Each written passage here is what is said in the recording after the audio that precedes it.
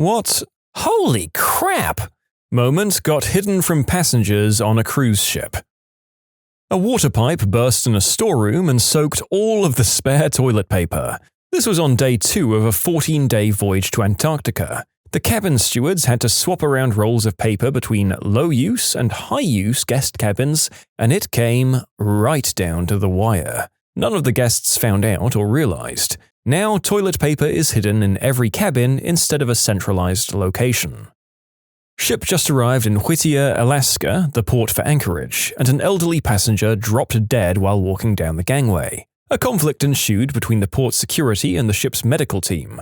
The port security didn't want the ship's medical team to get involved because it technically happened off the ship, and the local authorities had jurisdiction. There really was no saving the guy, but the ship's medical team at least wanted to try. But the local authorities wouldn't even allow the chief medical officer to start CPR. The coroner had about a 6-hour ETA, so the port authorities bagged up the body and stuffed it in an X-ray machine storage container in port, guarded by local police, until the coroner could arrive to take the body to Anchorage. The wife of the deceased continued on to finish the vacation for the 7-day rail trip to Denali. It was a 14-day gimmick, 7 days at sea, 7 days scenic rail. My understanding was the cruise line comped her entire vacation, arranged for the remains to be returned home at no cost to her, and provided a personal escort and assistant for the remainder of her vacation.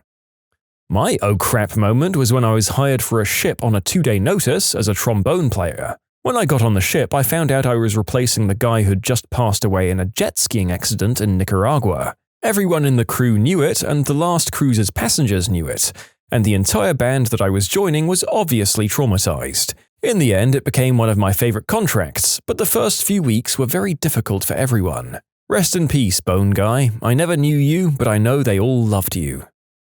One time I was on a cruise, and a few cabins down, a man and a woman who were cheating on their wife and husband, respectively, got super drunk and fell over the edge of their balcony, from really high up. It was at night too. The whole cruise ship stopped once it was reported, and it took an entire day to search for them. Apparently the man had his jeans or something because he'd inflated them somehow, and they were holding onto them. They reported that they were stung by multiple jellyfish and were super cold the whole time. That must have been the scariest, most terrible 18 hours of their lives. Wait, they inflated his jeans? What on actual planet Earth happened here? Wet fabric is porous and will generally drag you down. Did they have another inflatable partner that they put inside the jeans? That's the only explanation I can come up with. What sorcery went on here? Are you sure it wasn't leather pants? Because at least that's more feasible. Although still highly improbable. Okay, wild speculation over. I used to be a crew member, and one time a guy working at the front desk jumped overboard after a crew party. He was found a few hours later by the Coast Guard, and everyone was asked to be discreet in order to keep the cruise running smoothly. And everything was fine until the captain came on the PA and said we were delayed because a crew member jumped overboard. Then the madness began. Rumors appeared out of nowhere, and the rest of the cruise was pretty much guests asking what happened the whole time. A lot of crap happens on board. I could write a book, maybe even more than one book. Another time, a guy decided to self-delete in his cabin and his family was on board, including a little girl. But this time it didn't leak to the guests. I saw the family as they were being escorted to the security office. I felt so bad for them. A friend of mine got fired for taking substances, then getting drunk, and then starting to go wee-wee all over his cabin while the security guys were there to take care of him. He spent the night in the little jail on board before being dumped the next day in whatever port we were in. Also, every time we had ice cream at the crew restaurant, people would say it was because they had to empty the freezer to put a dead body in. I provide software and services for most of the major cruise lines and spend a lot of time cruising. On the new builds, it's when you see a lot of the crazy stuff happening. When a new ship is built, they have to go through what's called sea trials. This is a full systems check for multiple reasons, the biggest ones being safety, emissions, and engine and navigation testing. This happens without passengers, and a lot of stuff breaks usually. They'll list the ship, which means leaning it all the way to one side, and then hold position while doing a circle or figure of 8 pattern in the water. I had a 600-pound wine cooler, fully stocked, fall face down about 12 inches away from me while installing a PC at the bar. It sounded like a stick of dynamite exploding from the pressure of all the bottles hitting and simultaneously breaking. I froze, staring at that, and started to come out of the initial shock, and then 4 security members came running around the corner, no one else around except me and about 10 grand in broken wine. The cooler wasn't cheap either. I just stuck my hands in the air and slowly exited the scene. I'm pretty sure if I was standing 1 foot to the right, it wouldn't have been pretty for me. I found out the yard workers forgot to bolt it down, as per protocol.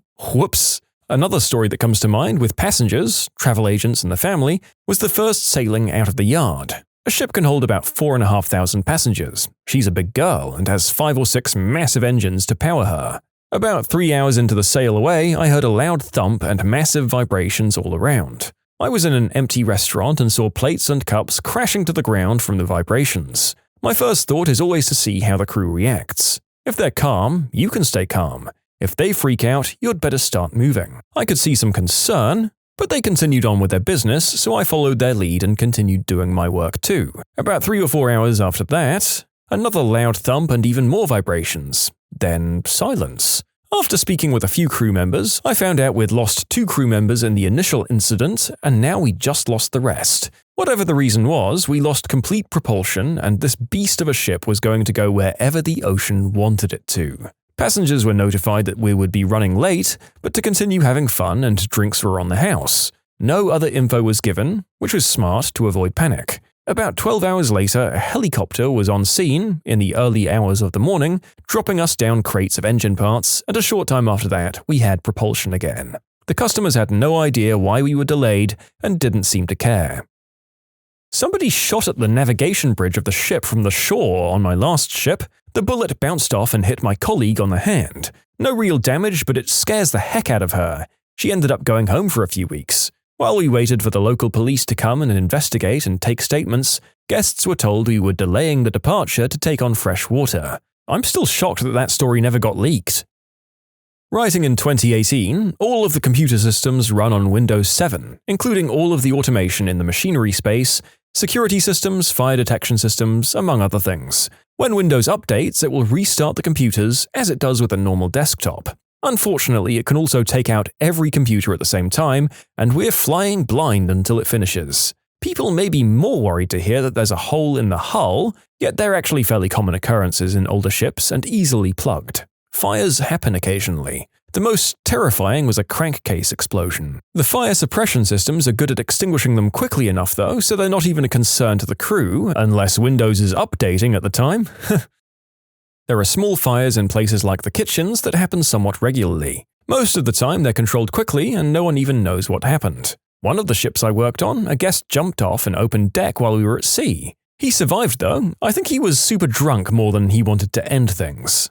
Norovirus outbreaks happen regularly. That's a literal oh crap moment for a lot of those people. And others just drop dead all the time, especially on some of the nicer lines that are basically floating retirement homes.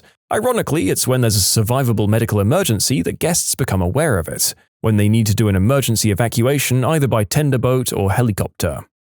Yeah, I'm surprised we haven't heard more about older folks carking it, to be honest. I just assumed that this was an ongoing thing in the top-heavy age environments on these ships. Suspicion confirmed. I worked on a ship almost 15 years ago. Many stories. This one happened to a friend of mine. A family came on, they had a teenage son who was just not interested in the cruise. As soon as the family got to their room, he jumped off his balcony, which is insanely dangerous. They fished him out, and the family got kicked off the ship. Another fact, there's a small jail-like area called a brig. On my ship, it was on the crew floor, and it had a one-way mirror. Usually it was used for drunk or disruptive passengers. We once had an entertainer find out his ex was coming on the ship. That made him a little stabby, so they put him in the brig until the next port. Our ship officers got a call from a ship of a completely different cruise line off the coast of Cozumel, Mexico. They found one of our passengers floating in the ocean. He wasn't even near the shore at all, just floating in open water. He was alive and perfectly fine. They reviewed the security footage, and in the middle of the night, this guy was just drunk on deck 5 and could be seen holding his phone, dancing to music by himself. He then climbed into one of the lifeboats and did a running jump into the ocean. He left his phone on top of the lifeboat. His body was so fluid from being drunk that he wasn't injured when he hit the water. The cruise ship spotted him and rescued him. His family didn't know he was missing because he'd booked a separate room. This guy told the news that a rogue wave pushed him over the side of the ship. He was on deck 5, so that wave would have had to have been over 40 feet tall. I don't know what happened after that. The entire crew was talking about it for weeks before it hit the news, though. I was playing a production show on guitar and was standing on stage with a wireless unit alone to play Purple Rain, and then all of a sudden the house lights came on and the curtains closed. Everyone in the audience looked at me and I ran off the stage. Turns out a sewage pipe burst backstage and there was crap everywhere. The show was cancelled and the passengers didn't find out why. You can submit your own stories to be featured here on the channel. The story submission link is in the description below. And if you want to listen to some vibey music in the background, check out easymode, also linked below, and subscribe. Well, all the passengers did find out, but on a QM2 transatlantic crossing, one of the kitchen staff got drunk one night and hurled himself overboard in the North Atlantic. The ship basically found out the next morning when the first mate kept calling on the ship-wide intercom for him to go to his post. That afternoon, the captain announced what had happened and that the ship was turning around with the help of 3 nearby merchant ships to try and search for him. Of course, it was foggy as heck and you couldn't see 100 yards, but just about everyone was on the railings with binoculars trying to search for this poor guy. A wedding even stopped on board. The whole party was out looking once the announcement came that we were in the search area. After, shockingly, nothing was found, the concierge desk set up a multinational currency donation box to send to his family back in Chile. There were 4 days left in the trip at that point, and every day that box was stuffed to capacity. I hope it helped them. This happened in Sweden a few years back. I was a cruise ship worker for a few years, and on a route between 2 cities, there was a really bad storm. So a few minutes after the passengers got off, the storm got so rough that the ship was rocked off the docks and drifted out to sea. Because it takes quite a while to start up the engines, it took some time until we got back to the harbor. Not really dangerous, but if it happened while the passengers were disembarking, it could have gone really badly. Well, for this incident, I was the one passenger who did find out. I was on the Costa Serena in January 2012, just cruising around the Mediterranean. Woke up one morning and all of the crew and waitstaff at breakfast were stone-cold, depressed looking. They made us do an extra lifeboat drill that morning, to all of our confusion. I found out later that day that our sister ship, the Concordia, sank overnight, but didn't have many other details. My now-wife wasn't on the trip and didn't know the exact name of the ship I was on, and found out before us. She was terrified till the next morning when I could get on the ship's internet-connected computer. We also found out the crew was especially depressed because a lot of them had family on the other ship and very little information. It took a few days, but things got back to fairly normal. I just remembered doing lifeboat drills and thinking they were a waste of time. I learned my lesson for sure. I have plenty of oh crap moments, but I'll give you the biggest oh crap moment of all. So we were stuck in the locks of Amsterdam for over 4 hours and no indication of what was going on. After a few hours had passed, the captain came on the PA system, and the reason we didn't leave was because there was a live mine from World War II clattering against the front of the ship. You know, as far as reasons to delay your voyage go, explosive devices threatening hull integrity is a pretty valid one. No notes. I work on cargo ships, but I've trained with cruise ship workers, so I've heard a few of their stories. Generally, the news only picks up on accidents on ships if it's a major accident involving a lot of people. So pretty much only cruise ships, and luckily besides the Costa Concordia, it's pretty rare these days. I do know that they have codes when speaking about incidents though, so as to not alarm passengers. For example, if someone is hurt or dead, which is quite common, if you have a heart attack at sea, then your chances suck, sorry to say. If it happens, they need to call for help via tannoy, and they'll use a code so the passengers don't know what they're talking about. Also, as someone else mentioned, certain cruise companies that attract older passengers have a separate fridge for bodies because getting through a trip without a death isn't very common. Fires. I worked on a cruise ship for 2.5 years and we had 3 major fires. They were all in crew areas and were controlled and extinguished by our awesome fire team. The passengers never knew what happened, only that their waiter had to leave in the middle of a dinner service. People don't realize how much training the crew members go through to handle these situations, and they'll never know that their waiter just helped save the whole gosh darn ship. Someone died. My dad had been working on cruise ships for 30 years, and on one specific cruise we were on in 2008, a man who used to be a sailor all of his life decided he wanted to end it on the seas. He stopped taking his meds, had a small heart attack in the cafeteria, but was okay. Then that night he spent the whole night dancing with his family who had bought on the cruise, and he died the next morning. He had to be kept in the freezers until the next stop in Greece, where his family got off and went back to Hungary. All the other passengers were informed that he had just gone home due to his health issue, because that had been a very public thing, but it was in fact for his funeral. They still come back to the ship every year. Also, they once lost the anchor. I currently work for a cruise line on shore. I've assisted people who want to bury their loved ones at sea. Obviously, the bodies have to have been cremated and the ashes have to be in a biodegradable container. My buddy worked in the theatre on a cruise ship and always had fun stories from traveling around. The cool thing is, beers are less than $1 in the crew bar. The bad thing, you always have to be sober enough to operate a lifeboat and man your station during an emergency. Crew members getting left in countries because they were off getting drunk and chasing cute locals. Old people dying and being put in a freezer on a low deck near one of the storage areas. Good times. A pipe burst and flooded the kitchens. It was a waste pipe, so we had to throw everything out and get a sanitation company to come meet us at our next port and go out and buy all new inventory. We gave out vouchers for food, but if we had been further from port, that would have been awful. A new guy miscalculated the pool treatment and one of the jacuzzis ended up with a pH less than 2. It was discovered before the area opened and that one remained netted for the rest of the day while it was balanced. A wiper/painter stood on a small cupronickel blackwater pipe to reach higher on the bulkhead. Literal oh crap moment from the floor to his knees. And if you're pushing 140 revs on the shaft and the ship still won't break 15 knots, check the bulbous bow for whales who've been impaled.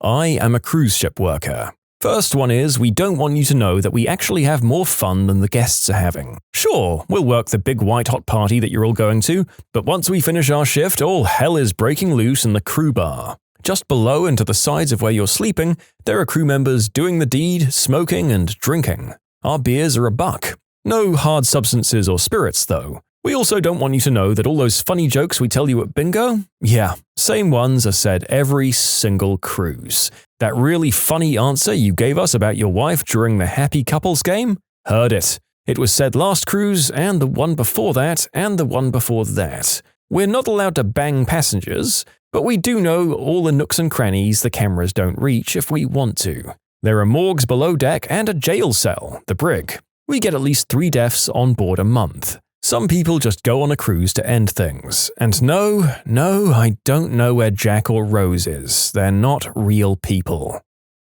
Can confirm everything here so far. Dead people, missing persons, self-deletions, crew and passengers, busted substance muling, wild crew parties, 60-cent beers and $1 smokes, so much white snow, group whoopee, among other things. Breaking the crew and personnel mingling rules all the time. Fires, man overboards, medical emergencies, helipad evacuations, using codes like Oscar Oscar equaling man overboard, Bravo Bravo equaling fire, star code equaling medical emergency, equipment failing all the time where you drift for an extra day or two, which is sometimes blamed on ports or weather, other times they're honest, storms and rough seas, bath bags everywhere bouncing off the walls, boat drills, crews and passengers twice per week, which is hell.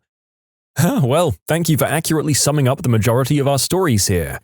Gotta say, I expected the mass fatalities. I did not foresee all the wild staff parties or ships just drifting openly on the high seas. The more you know.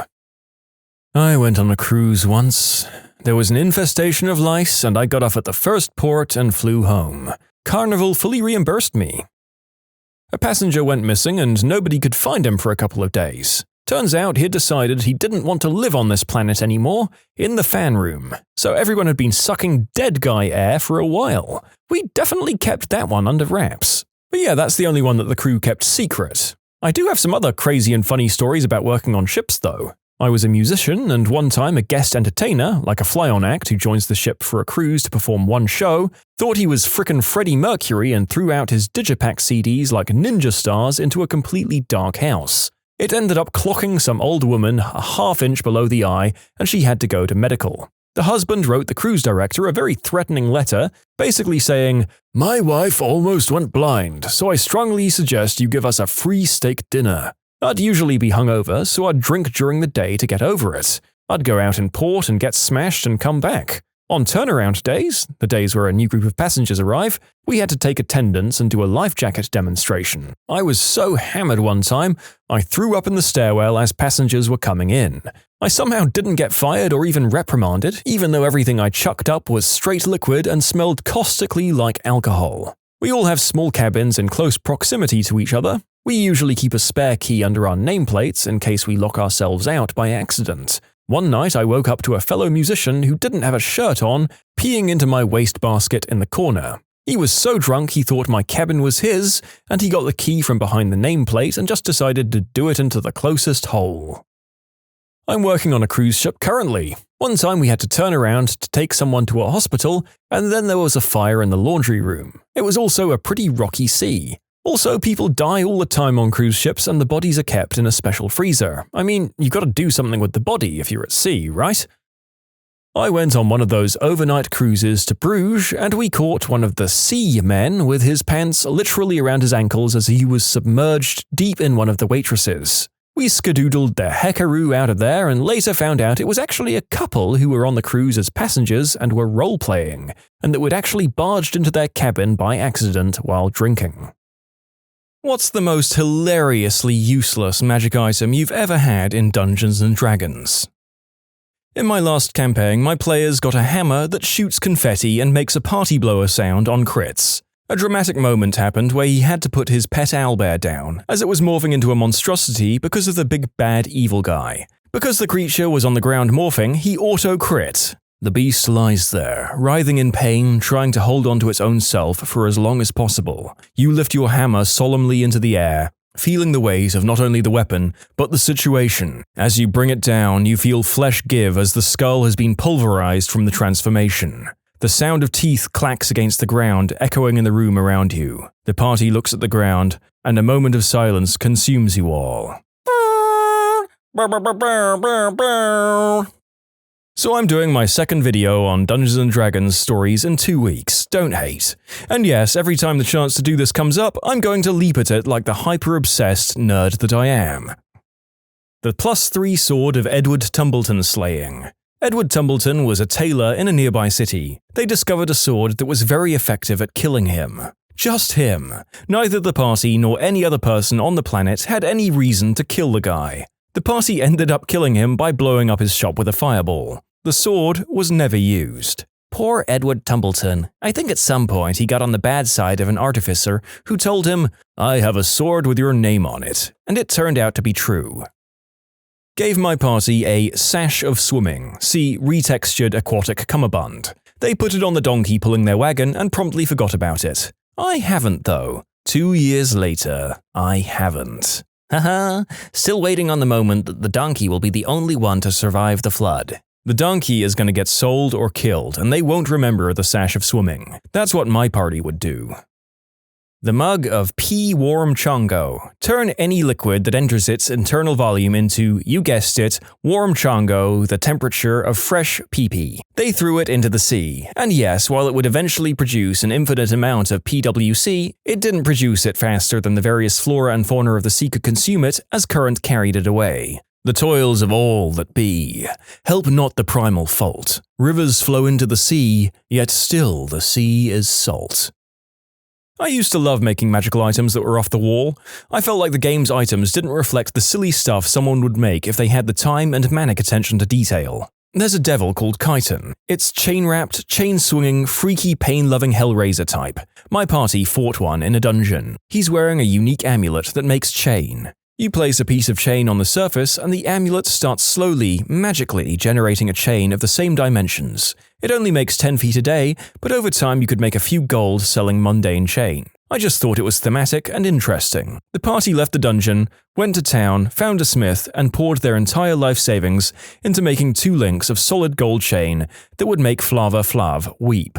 And I wept. What a fool I was. Reminds me of when my DM, tired of us breaking down doors, introduced adamantine doors on a massive castle, but he let us lift them off the hinges. We got so rich we decided to abandon the campaign.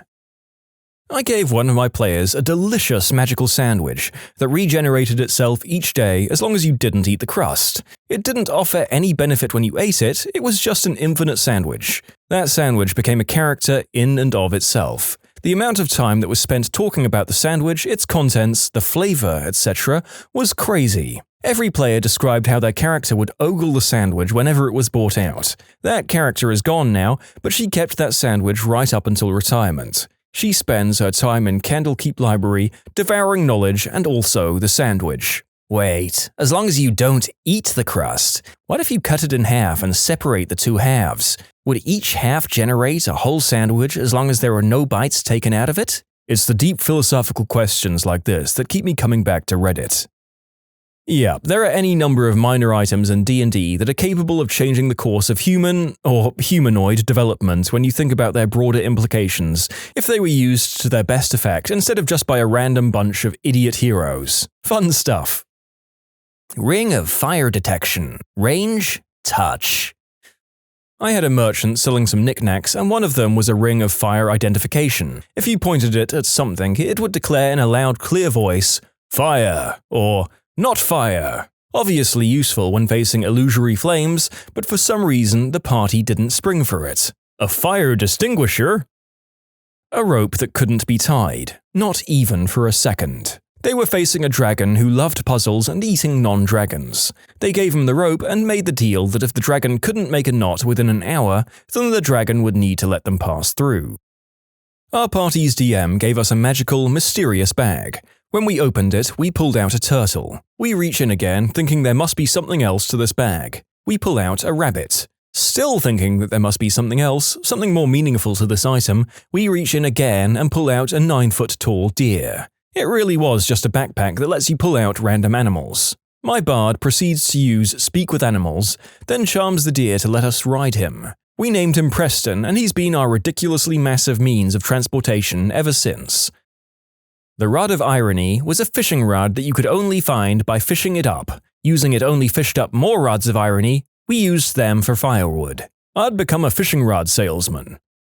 They found a wand that creates a random and unique lock that incorporates itself into the substance it's used on, so it might make a suspicious recess in a stone wall or a brass-plated keyhole on a wooden door. If probed with lockpicks, you would encounter moving tumblers or some other appropriate but unique locking mechanism. It didn't magically create a compartment, it just made a lock. Even if you used it on a desk drawer, it never made a latch or bolt. So the drawer would open perfectly fine while having a useless metal cylinder with tumblers that weren't connected to anything. If you successfully picked the lock, it always felt like a real lock despite lacking the physical pieces, it would make a soft chiming noise and the lock would evaporate. The wand was a training tool used by a famous locksmith to challenge himself and his students. It had no practical application at all outside of that profession. It ended up being used by the druid, who had ranks in magical device, don't ask, to constantly mess with the rogue. The druid would take every opportunity to wild shape into a small critter good for scouting, and then place fake locks anywhere the rogue might conceivably try to use the search skill. The rogue's increasing paranoia whenever he found a lock, and his overblown promises of vengeance every time a random hole in a floorboard wasted a minute of his time and chimed at him, was a pretty good gag. It turned a little sour when the druid made an extra lock on an honest-to-goodness treasure chest. The rogue rolled a natural 20 to pick the first lock and got a chiming noise. Then he rolled a 3 and triggered an energy-draining trap that permanently lost him 5 HP. After that, the rogue stole every wand the druid had in the middle of the night and threw them all into a bottomless pit in the Underdark. I had a magical rod of rubber duck. Gave it to the party as a joke item because they kept asking for weird crap. Not one of them chose to identify it. It was an artifact-level rubber duck. Once it was part of your inventory, it would never leave it unless it wanted to. It had wisdom and intelligence of 28, sentience, and it could be attuned. It was actually a great old one that could grant anyone a wish spell with 100% accuracy at the cost of 2 of the caster's levels. Nobody learned that it was probably the most powerful item in the game. And what is the function of a rubber duck? In the first campaign I played, the party began their journey by finding an orc woman in a tavern whose baby was stolen, and what she found in its place was a knife with a weird symbol on the handle. She sent us with the knife in search of the baby. We spent hours and hours and session after session never using the knife in combat. We then found out that the knife would turn anyone it cut into a lizard. My character ate peanut butter off that knife more than once before finding this out. It may just be me, but that item sounds far from useless. Facing a beholder? Slice? Now you're a gecko. Unstoppable vampire lord? Nope, it's a chameleon now. There's a reason polymorph is a popular spell for getting rid of powerful enemies while you wipe up their minions.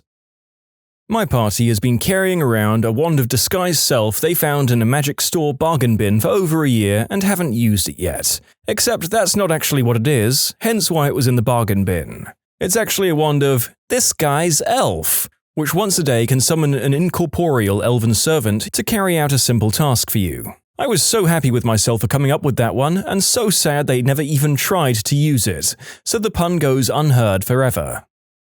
My infamous Horn of Resounding Quacks was a hit, summoned any duck within a half-mile radius of the person using it. The party never went hungry after that.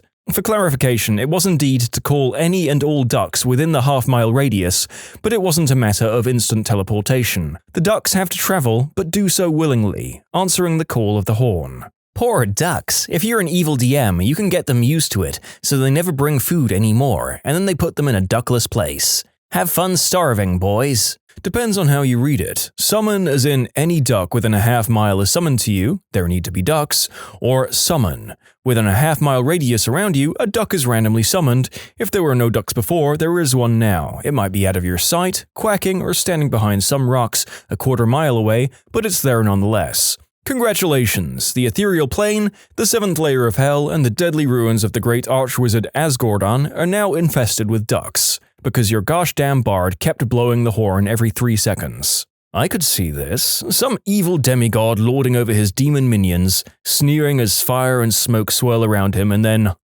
a duck appears on his lap. Then another on top of his throne. Suddenly, there's a dozen ducks all quacking about. Then hundreds. This is actually an incredibly powerful magic horn. You can submit your own stories to be featured here on the channel. The story submission link is in the description below, and if you want to listen to some vibey music in the background, check out easymode, also linked below, and subscribe. I gave my players an alchemy jug. They had it for most of the campaign, and mostly forgot about it apart from the odd joke, but when building to the end, they used it to torture my main villain. They'd captured him. To find out what it was and how to stop him, they used the jug to pour mayonnaise down his throat until he agreed to talk. That gave them advantage on the intimidation check they had to carry out, which they succeeded on. So mayonnaise is an instrument of torture. In my 3rd edition early days, my friend's older brother was DMing a game for my friends, my sister, and me. One of the items we got rolled on the random table was a gust of wind fan. It's exactly what it sounds like. Wave it, creates a powerful enough gust of wind to propel a boat and possibly rips itself to tatters. Threw it in the pack and forgot about it. A few sessions later, we're defending a town from waves of invaders. The final boss is a Cyclops or an Etin or something. Big bruiser, we see it approaching, with enough time to prepare for its arrival. My sister asks us to use all of our healing potions and then give her the glass vials, which we do. Then she turns to the DM and calmly explains how she takes the vials with her up a guard tower. She smashes and grinds them up, waits for an opportune time, then uses the fan to blow a gust of powdered glass particles into the Etin's eyes. The look on this man's face, a cross between, "Holy crap, that's awesome. I'm so happy a story like this is in my campaign world now," and "Frick, this boss was supposed to be difficult." In a game I'm currently in, our DM gave us a flask of endless water. It can produce water in a trickle, a flood, or a deluge that shoots 30 gallons of water in one turn. Our cleric has just fallen from a bridge over a chasm, and through clever bullcrapping, our sorcerer has managed to catch the falling cleric with a web spell. As we're all racking our brains to figure out a way to save them, our cleric pulls out the flask and uses the water cannon mode to propel herself back onto the bridge, using the web strands as a fulcrum. This sounds like what happens when you play D&D with engineers. I'm not sure me or any of my players would have ever thought about using it in that capacity. More water-based shenanigans follow. I had to literally ban the 3.5 spell Create Water because my entire party rolled classes that could learn it. The default is Cleric or Druid, but there's books that award it to Arcane casters as well, and solved everything with the stupid cantrip.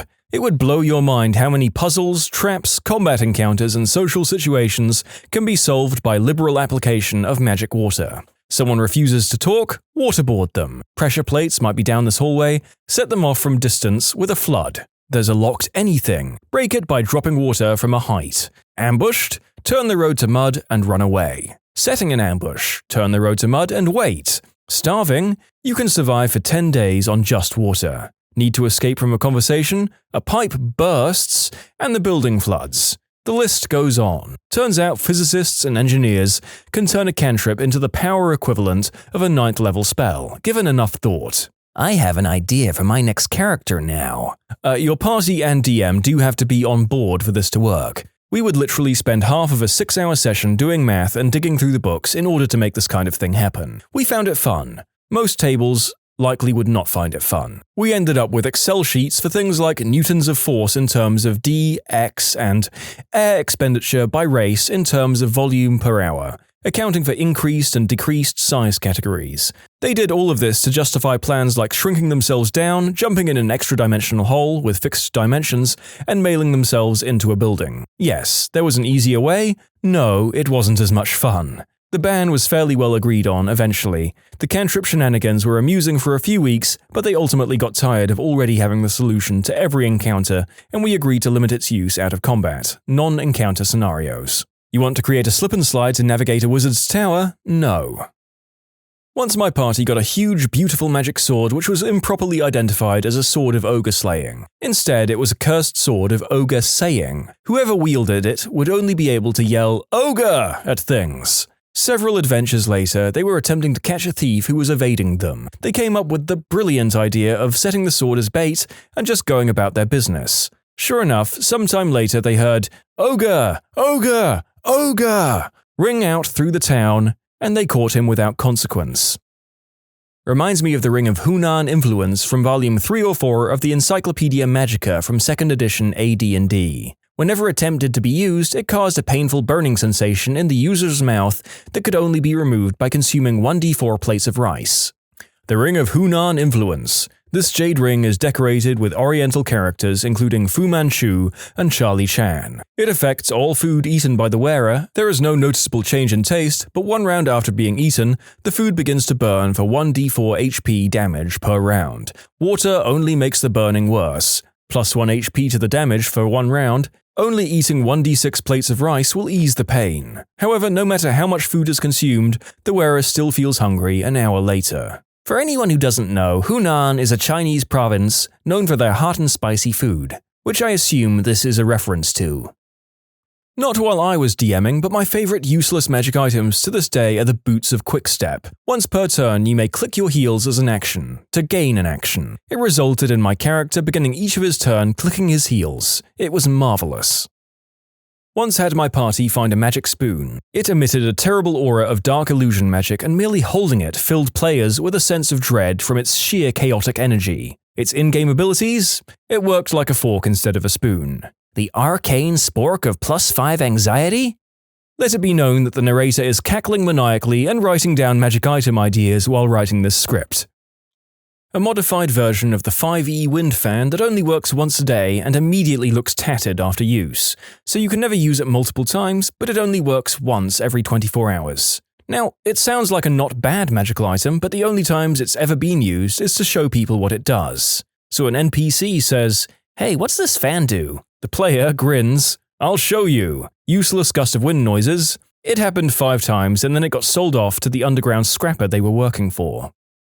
Was playing a campaign on a tropical island type of place and an enemy knocked my weapon off a cliff, so I used a coconut as an improvised weapon, crit with that thing 4 times in a row, and decided to keep it for getting the final blow on people. Was a barbarian, and the DM liked that the coconut was killing things so much he had me keep track of the kills, and eventually I had a 3+ coconut that on a crit would ricochet until it didn't kill something. So basically he gave me a coconut of great potential. A few odds and ends, a can of dehydrated water, just an empty can, a wand of kindling, just a stick to burn, a scroll of raise dead that makes a dead body float 6 inches off the ground, a ring of invisibility that turns only the ring invisible on use. One of my one-shot campaigns had all players at 8th level, so I wanted to give them magical items, but not anything too OP. So one of my monk players wanted a decanter of endless water, so I changed it to a homebrew version where it didn't do the stream, fountain or geyser things, but instead it would pour endless alcoholic beverages. He could make the decanter fill with mojitos, or margaritas, or a Heineken, whatever, but only to get drunk. I thought it was harmless and fine, until I realized he'd selected the way of the drunken master and got drunk on command anywhere and everywhere. It was quite fun. I'm writing a new one-shot, and I might take some ideas from this post too.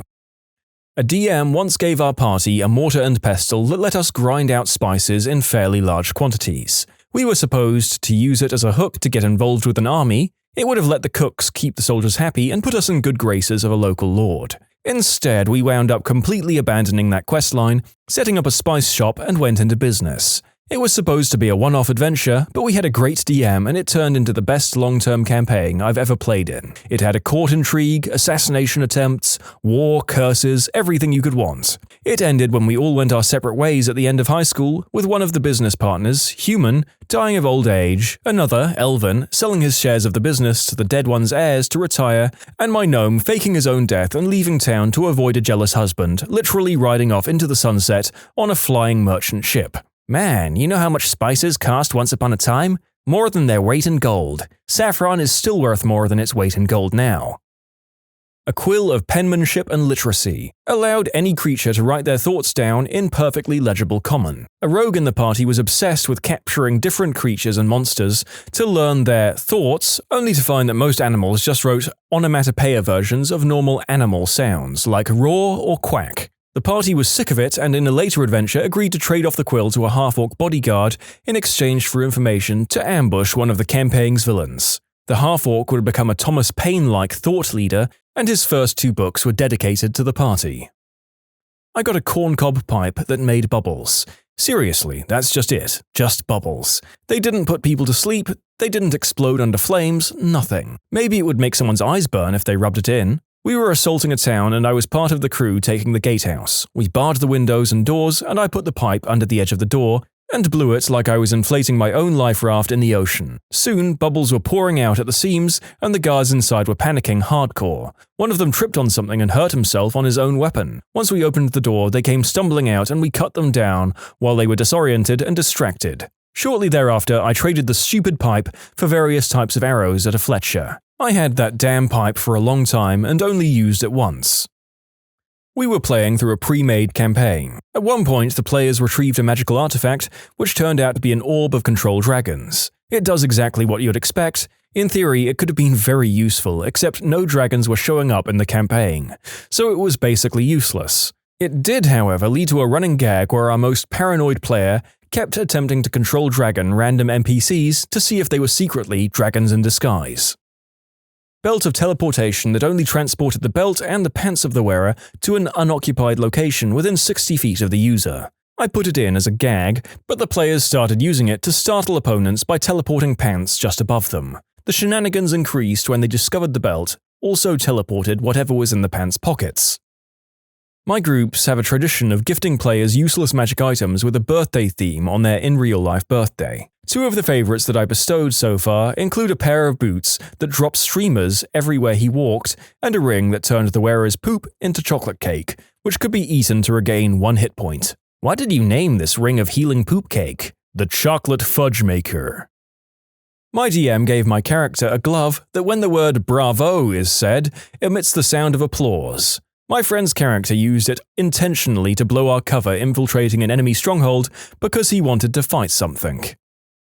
Our GM gave us an item which was the head of an ancient goblin king. This severed head had the power to give good advice to us, but it was completely unrelated to the question. What should we do to kill the dragon? Remember to wash your hands after using the bathroom. How do parents of gold diggers feel about their kids' relationships? I'm an older brother. I finished school, got a job, got married, bought a house, and had kids. My parents are kind of average about me. They're proud of my family, but feel I didn't reach my earning potential. We got some inheritance from my grandmother, and I used it to modernize my house and buy a car. My sister finished school, got a job, started screwing her boss, moved into his house, got a promotion, splashed half of her inheritance on holidays and clothes, and the other half on a sports car, because she doesn't need a mortgage deposit now that she has a boyfriend with his own flat. My dad literally called me to tell me how proud he was of her buying a sports car all on her own. It would have been hilarious if it didn't highlight my parents' messed up values and complete blindness to their daughter's dependency on her butthole boss/boyfriend. I haven't seen the guy for a few years, but an old friend of mine started out as a gold digger with his girlfriend.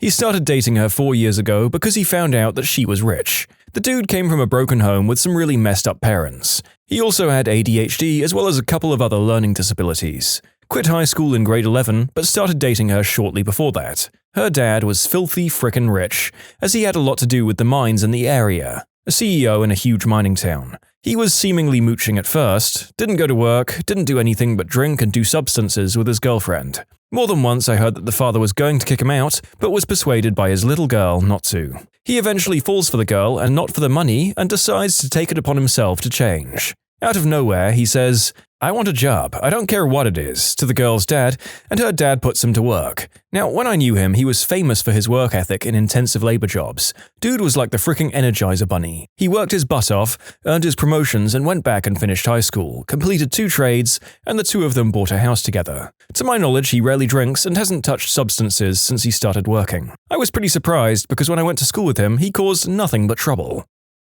Cousin is a gold digger. She was actually taught to be one by her mother, who married a very hardworking and self-made successful man but wasn't quite up to her own dreams. When my cousin was in college, she needed a new car, so she went to the dealership, flirted with the salesman, banged him for a week, and got a loaded new car at his own inside cost, then dumped him the next day. That was pretty par for the course. Car salesman to himself? Yep, still got it. And ladies and gentlemen, we're back on topics that make the narrator despair at the state of humanity. Don't be like this woman. Other way round for me, I'm a 21-year-old girl and my father is a gold digger. He's on his 3rd wife, who's a rich, former antiques dealer. They go on annual 6 to 10 month holidays in various continents, staying in 5-star hotels the whole time. They live in a penthouse overlooking Sydney Harbour, including the Harbour Bridge and Opera House. All of my brothers work constantly for everything they have. I'm a uni student who works 6 to 10 shifts a week at a pub, and I live in a semi with my mum, with a mortgage that's like twice as much as the bloody house is worth. Honestly though, I'm glad he found a rich wife. Means I won't have to take care of him when he's dying. My aunt and uncle were cash flow rich. Tons of cash, spent it all, no savings. So they looked really rich, but literally didn't have a penny. Their irresponsible behavior rubbed off on their 2 daughters. Got ridiculous degrees and then glamour jobs that didn't pay. Daddy wrote them a check every month to cover the difference. They dated male models who were as broke as they were. Then one day, Mummy and Daddy had to file for bankruptcy and the daughters were informed they were being cut off. For good. No problemo. They bought tiny bikinis and met 2 lawyers the next day, and each one married the lawyer they met. One lawyer was bald, the other fat. From male models to that. How does Mum feel about the daughters? Brags about how successful their husbands are at every chance and how they're living this fabulous lifestyle. One lawyer was bald and the other fat, from male models to that. Did you just bust out a freestyle? One of my college friends was always open about wanting to find a rich guy to take care of her. She signed up for a dating site focused on wealthy older men looking for young attractive women. About a month after signing up, she met a guy through the site and went on a few dates. She was 21 and he was in his mid-40s. This would have been about February of that year. In March, he bought her a new Mercedes, and by the end of April had leased a brand new condo in Toronto for her, so she could be closer to him. She moved into the condo on the 1st of May. By November, she announced she was pregnant and they got married in the following spring, while my friend was 7 to 8 months pregnant. The kid is almost 2 now, and they legitimately seem like a happy married couple. She loves not having to work and spends as much time as she can at her parents' also fairly wealthy cottage. And her husband was on the website looking for a trophy wife to spend his money on, so there's an understanding between them. But from day one, she had the opinion of, I'm attractive and have a forward fashion sense, and this is what I want in life, which she found and fulfilled. She still keeps up her appearance as a stay-at-home wife, and they're always out at fancy dinners. I respect the crap out of both of them for knowing what they wanted and being mature about it. Sounds like a win-win for everybody in this case. I've definitely known guys who are pretty open about wanting a trophy wife. It is. There are so many relationships like this in Greenwich. It's like there was a freaking factory somewhere putting them together. It worked so well for them. Wife and husband don't love each other per se, but she's pretty and agrees to stay pretty, and he's rich and agrees to stay rich. Boom. Baby-making city. I'm not a gold digger, but my Chinese mother keeps telling me about the rich Asian girls who move to Cali and tries to get me to hook up with one. I don't see myself being happy with someone I have nothing in common with, though. Funny, my Taiwanese mother keeps telling me to watch out for the gold-digging mainlanders that just want a passport and half my assets. Good friends of mine, a bit older than me, a brother and sister. Sister is a gold digger for sure.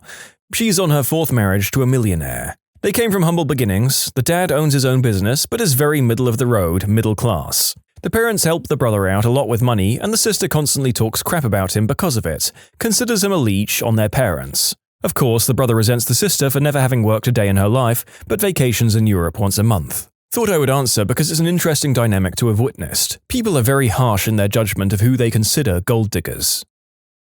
It feels quite ridiculous sometimes to be the older sister-in-law to a gold digger. I'm older than her by 10 years, yet she gives me life lessons on a regular basis. For example, when she feels like she hasn't had a good day, she calls and says, money doesn't buy happiness. Tease me the frick off, because she has no idea what it's like to have real problems, like getting ready to lose your home or worrying that you're going to have to feed your kids that day. She married a guy 15 years older so that she could sit on her butt and shop. She has a huge house and no responsibilities. I'm not a jealous person. I'm happy for her if she'd just stop talking bullcrap about how hard she has it when she knows very well that her brother and I aren't doing well financially. She's also a bragger, constantly throwing it in my face like, "Come and see my new car, isn't it awesome? We're going away for the weekend, too. Can you babysit? Look at the pictures of this exotic place we're going. I can't wait." And I'm sitting there like I haven't taken vacation since my honeymoon. She knows this. I don't really blame her though. She's completely unaware of anyone else other than herself. Really, she doesn't do it for meanness, she's just dense. Yeah, marrying someone for their wealth and ease of life might be okay if both sides are aware of it, but then choosing to whine about your rich person problems and giving life lessons to your less well-off friend is a real crapbag move. Don't forget your roots, people. It's a job that takes time to perfect. It's not like the old days when you just keep shoveling pay dirt into the trommel until you find a nice streak. Sadly, the bygone days of hitting glory hole after glory hole just don't happen anymore. Most companies go bankrupt the very first year, and if you don't adhere to the strict environmental regulations, you could be kicked off a site at a moment's notice. Honestly, I'd rather have my daughter just find a nice rich doctor and become a housewife, but that's not her style. She always played with her brother's Tonka trucks. The Yukon is in her blood. Her grandfather was a gold digger too. If you marry for the money, you're going to earn every penny. Not sure where I heard that saying, but I think it's great. My ex was a gold digger. He couldn't handle that I'm happy not being filthy rich. I'm comfortable, that's enough. He left for a rich girl and then left her for a richer girl and married her. He's already cheated. I dodged a bullet. Isn't it more like the bullet took a turn? I think it's at least somewhat likely that most parents of gold diggers never thought that much about their children's lives, ever. This makes sense. An ex of mine used to complain about her dad, a doctor who never had time for her. When I was dating her, I found out that her ex was 25 years older than us and had founded and sold a company for tens of millions of dollars. She currently is not working and lives at her family's beach house. This will probably get buried, but I'll post it anyway. I'm not the parent, but the child of a gold digger. My dad was educated exclusively at private schools and elite Ivy League education. He got his master's in finance by age 24. He's from a politically connected family and could be making millions on Wall Street. Instead, he took much lower-paying jobs in order to help raise me and my brother.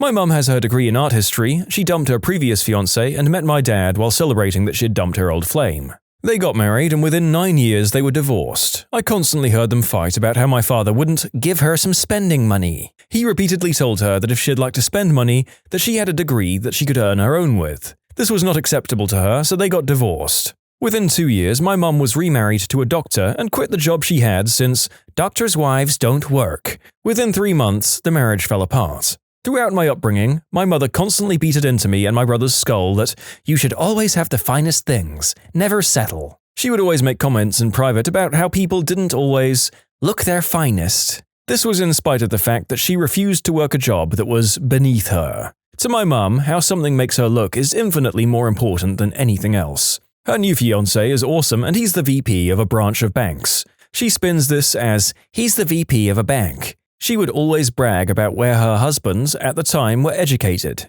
My brother works in business and she spins this as, he's a consultant who has clients in Manhattan, Toronto, etc. I work at a bakery doing hourly level tasks. She tells her friends, my youngest works as a baker making organic high-end bagels. Despite earning into the six figures, she somehow never has money, yet just bought a new BMW. My mum is both a gold digger and a fricking snob.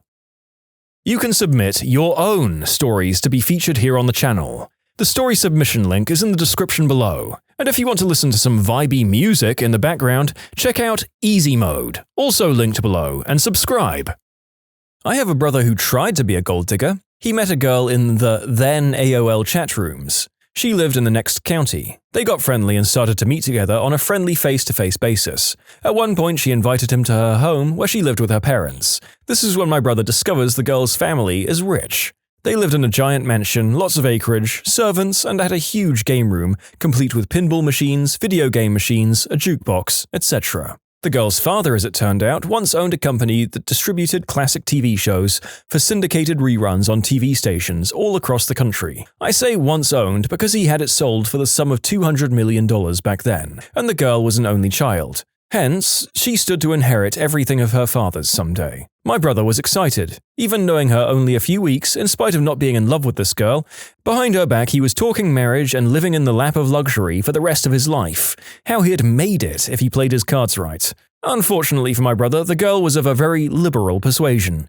She had no respect for herself, cheating on one boyfriend with another and another. Even more unfortunate for my brother, he wasn't able to get in on any of that action with the girl. She was sleeping with every other boy except for my brother. He couldn't get himself out of the friend zone. He was the only one who couldn't get himself out of the friend zone. On one occasion, one of the girl's boyfriends made an unannounced visit to this girl at her home. Her family naively and innocently cheerfully directed him upstairs where the girl was. He went upstairs to the girl's bedroom and walked in on her going down on some other guy, the both of them completely in the naughty. The boyfriend, in a rage, grabbed the stalker's guy, grabbed him out of the room, and tossed him down the stairs. The family was shocked to see this unclothed guy come tumbling down the stairs into the room with them. Anyway, over a few months' time, my brother and this girl drifted apart to the point where they never saw each other or conversed online again. He watched his dream of being rich fade into the sunset. I don't know where that girl is today or what happened to her. How is he her boyfriend, but was still in the friend zone? I'm quite amazed you've made that douche nozzle sound like the victim. Good job, that's a skill. Yeah, I don't get it. It sounded like he wasn't even dating her. He met her at a beauty salon and was interested in her type of purse. That should say something. He's happy that she has an ample backside and knows that she's dated others that are well known. I'm worried that she is spending his money on cosmetic surgery when she should be buying toys for their kids. I want them to get a prenup. It's something that he needs to have. He started out as a dishwasher, got promoted to janitorial, and then to fry cook. He worked his way to a Mercedes, but I'm afraid that he would just have traded her up for some other girl anyway. Yep, that seems like an arrangement that could very well end in tears for one or the other person sooner or later, but adding kids to the mix makes it a little sadder. There's an entire town called Wellesley, Massachusetts, and its neighbor, Western Massachusetts, where all couples are made of rich guys who marry gold diggers/trophy wives. If you have a chance to be there, it's hysterical to watch. So self-absorbed and so self-centered. I'm sure there are other places like that in the US, but that's the one I know. I have a family who lived there, and it's so true. My aunt, a doctor, married another doctor. She's the absolute minority there, and people simply cannot understand why she'd choose to have a career when she could just benefit from her husband's without doing any work. Mind-blowing. You know, I'd rather they leached off someone rich than me. The talentless bums. My boss is extremely wealthy and is constantly dating young girls who are obviously gold diggers. Not very attractive guy pushing 60 who refuses to date anyone over 35. We all at the office recognize it and think, to ourselves of course, that it's sad and borderline pathetic. However, he's happy with what he does and loves the attention, so we all just go with the flow. I think it's obnoxious and think very little of his girlfriends, but whatever, it's his life and his money, and if that's how he wants to spend it, he can be my guest. I'm sure I can comment on behalf of my mother. The one time I dated someone with a good job, $100K a year, she was thrilled I'd found the kind of person she had prayed and hoped for. Someone who could take care of me. She has the opinion that I'm a little too lofty and in over my head for the real world, despite having always had a practical plan for myself, studying hard to graduate high school early, putting myself through college, always working a full-time job, if not two, to keep myself funded. Only once has she helped me financially. $600 I never even asked for. But this guy must be 100% a good catch, cause he bought her a new toaster when hers broke, and an expensive radio she wanted for Christmas. i.e. the trickle-down economy. What takes care of me will benefit her. Mutual friend to both parties. I went to high school with a boyfriend and know the girlfriend from a mutual friend. They start dating because she was a rebound for him and he was willing to take her crap. Guy proposes last year and she denies him because she thinks she can do better. I know her sister and that's what she told me. Fast forward a year when he got another job and is in the middle of buying his first house and is doing better, she all of a sudden wants a ring and her name on the mortgage. All our mutual friends think she's pulling a scumbag move because she definitely wasn't going to stay with him before. Apparently the mum is putting her up to this, and the boyfriend is not enjoying buying his first house because he realizes now what a succubus he's dating. My ex is, or was, a gold digger. When her mum told me that she didn't think I could afford her daughter, it teed me off, but then I realized what the mum was really trying to tell me. Rich guys who are smart keep a low profile and never reveal their money until they're sure that the woman is sincere and not gold digging. There was a reality show about princes from foreign countries who came to America looking for a wife. They pretended to be regular schmoes until the right girl came along. One guy from India lived in a palace, and I mean with a capital P. He had over 100 servants just to maintain the place. I didn't see the end of the show, but I understand the sentiment. With the way divorce courts in America work, a stupid rich guy who isn't careful is going to be writing a check with a lot of zeros in it. Brother of a guy who married a gold digger. I pretty much know what mum thinks about the mess, though. My brother is an MD, very highly regarded, extremely highly paid. He did the classic marry a nurse thing. She barely put up with our mother and I, his only family, while dating. Once married, she turned into a psycho B-word from hell towards us. She's made his life miserable, but they have kids together, so he stays with her. He's put her through a couple more degrees because she didn't want to do nursing anymore, but wanted to do something else. Of course, she doesn't actually bother to use the degrees for anything, so it's a total waste of money. She does nothing but sit around the house all day, doesn't take care of it, but they have a maid so the house isn't a wreck. My mother and I both feel really sad for him. We're hoping that once the kids get old enough, he'll dump her sorry butt. Also hoping the kids don't turn out to be train wrecks. The older one has some serious anxiety problems, probably from her mum being a constant screaming B-word, but at least she can get free psych meds, so she's got that going for her. Mum has set up trusts for the kids and put in clauses preventing the psycho B-word from ever having any form of control over them or benefiting from them. So the kids will also be able to pay for their psychiatric care when they're out on their own, even if everything else goes to heck. Not a gold digger, but my mum is. To give you an idea, my biological dad was a World War II vet, loaded out the wazoo, boats, houses, businesses, everything, who was married to another woman when I was conceived. I'm 27, and she's on her third husband right now. A sweet 92-year-old man who bought her 2 cars, a house that was $250,000, and pays her bills so she doesn't work. This includes the $800 a week treatments for her dog. My sister sugared for a while, which I suppose is a form of gold digging. Everyone found it gross, including me. Now that I finally understand no matter how hard I work I'll never not be poor, I'm considering it myself. I don't have the stomach for it. It's not the screwing the old guys part.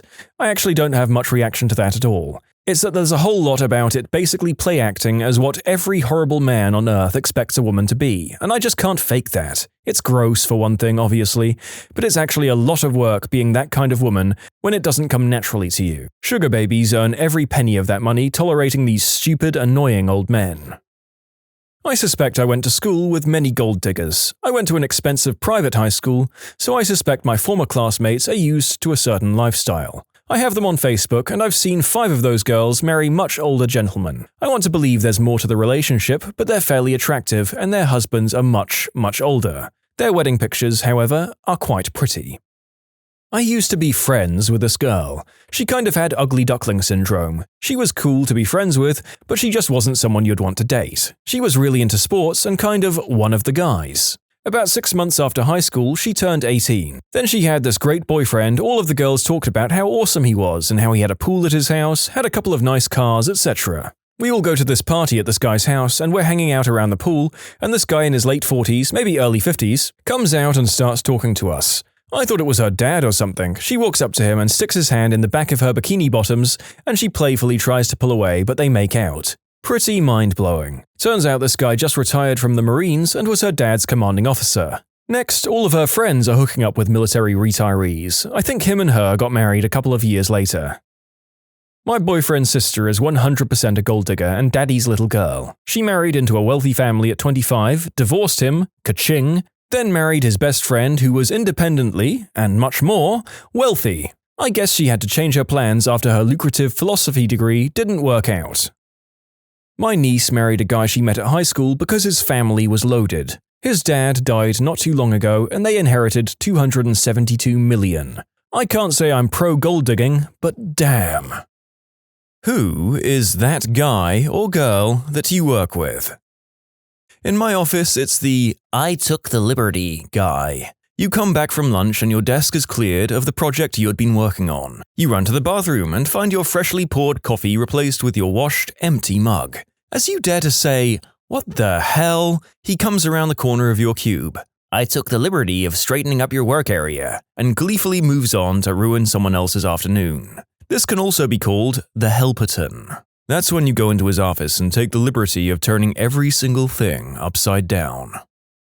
Work with a woman who repeats, "Having fun yet?" almost every hour of the shift. Does she also say, "Another day in paradise," and TGIF, hump day?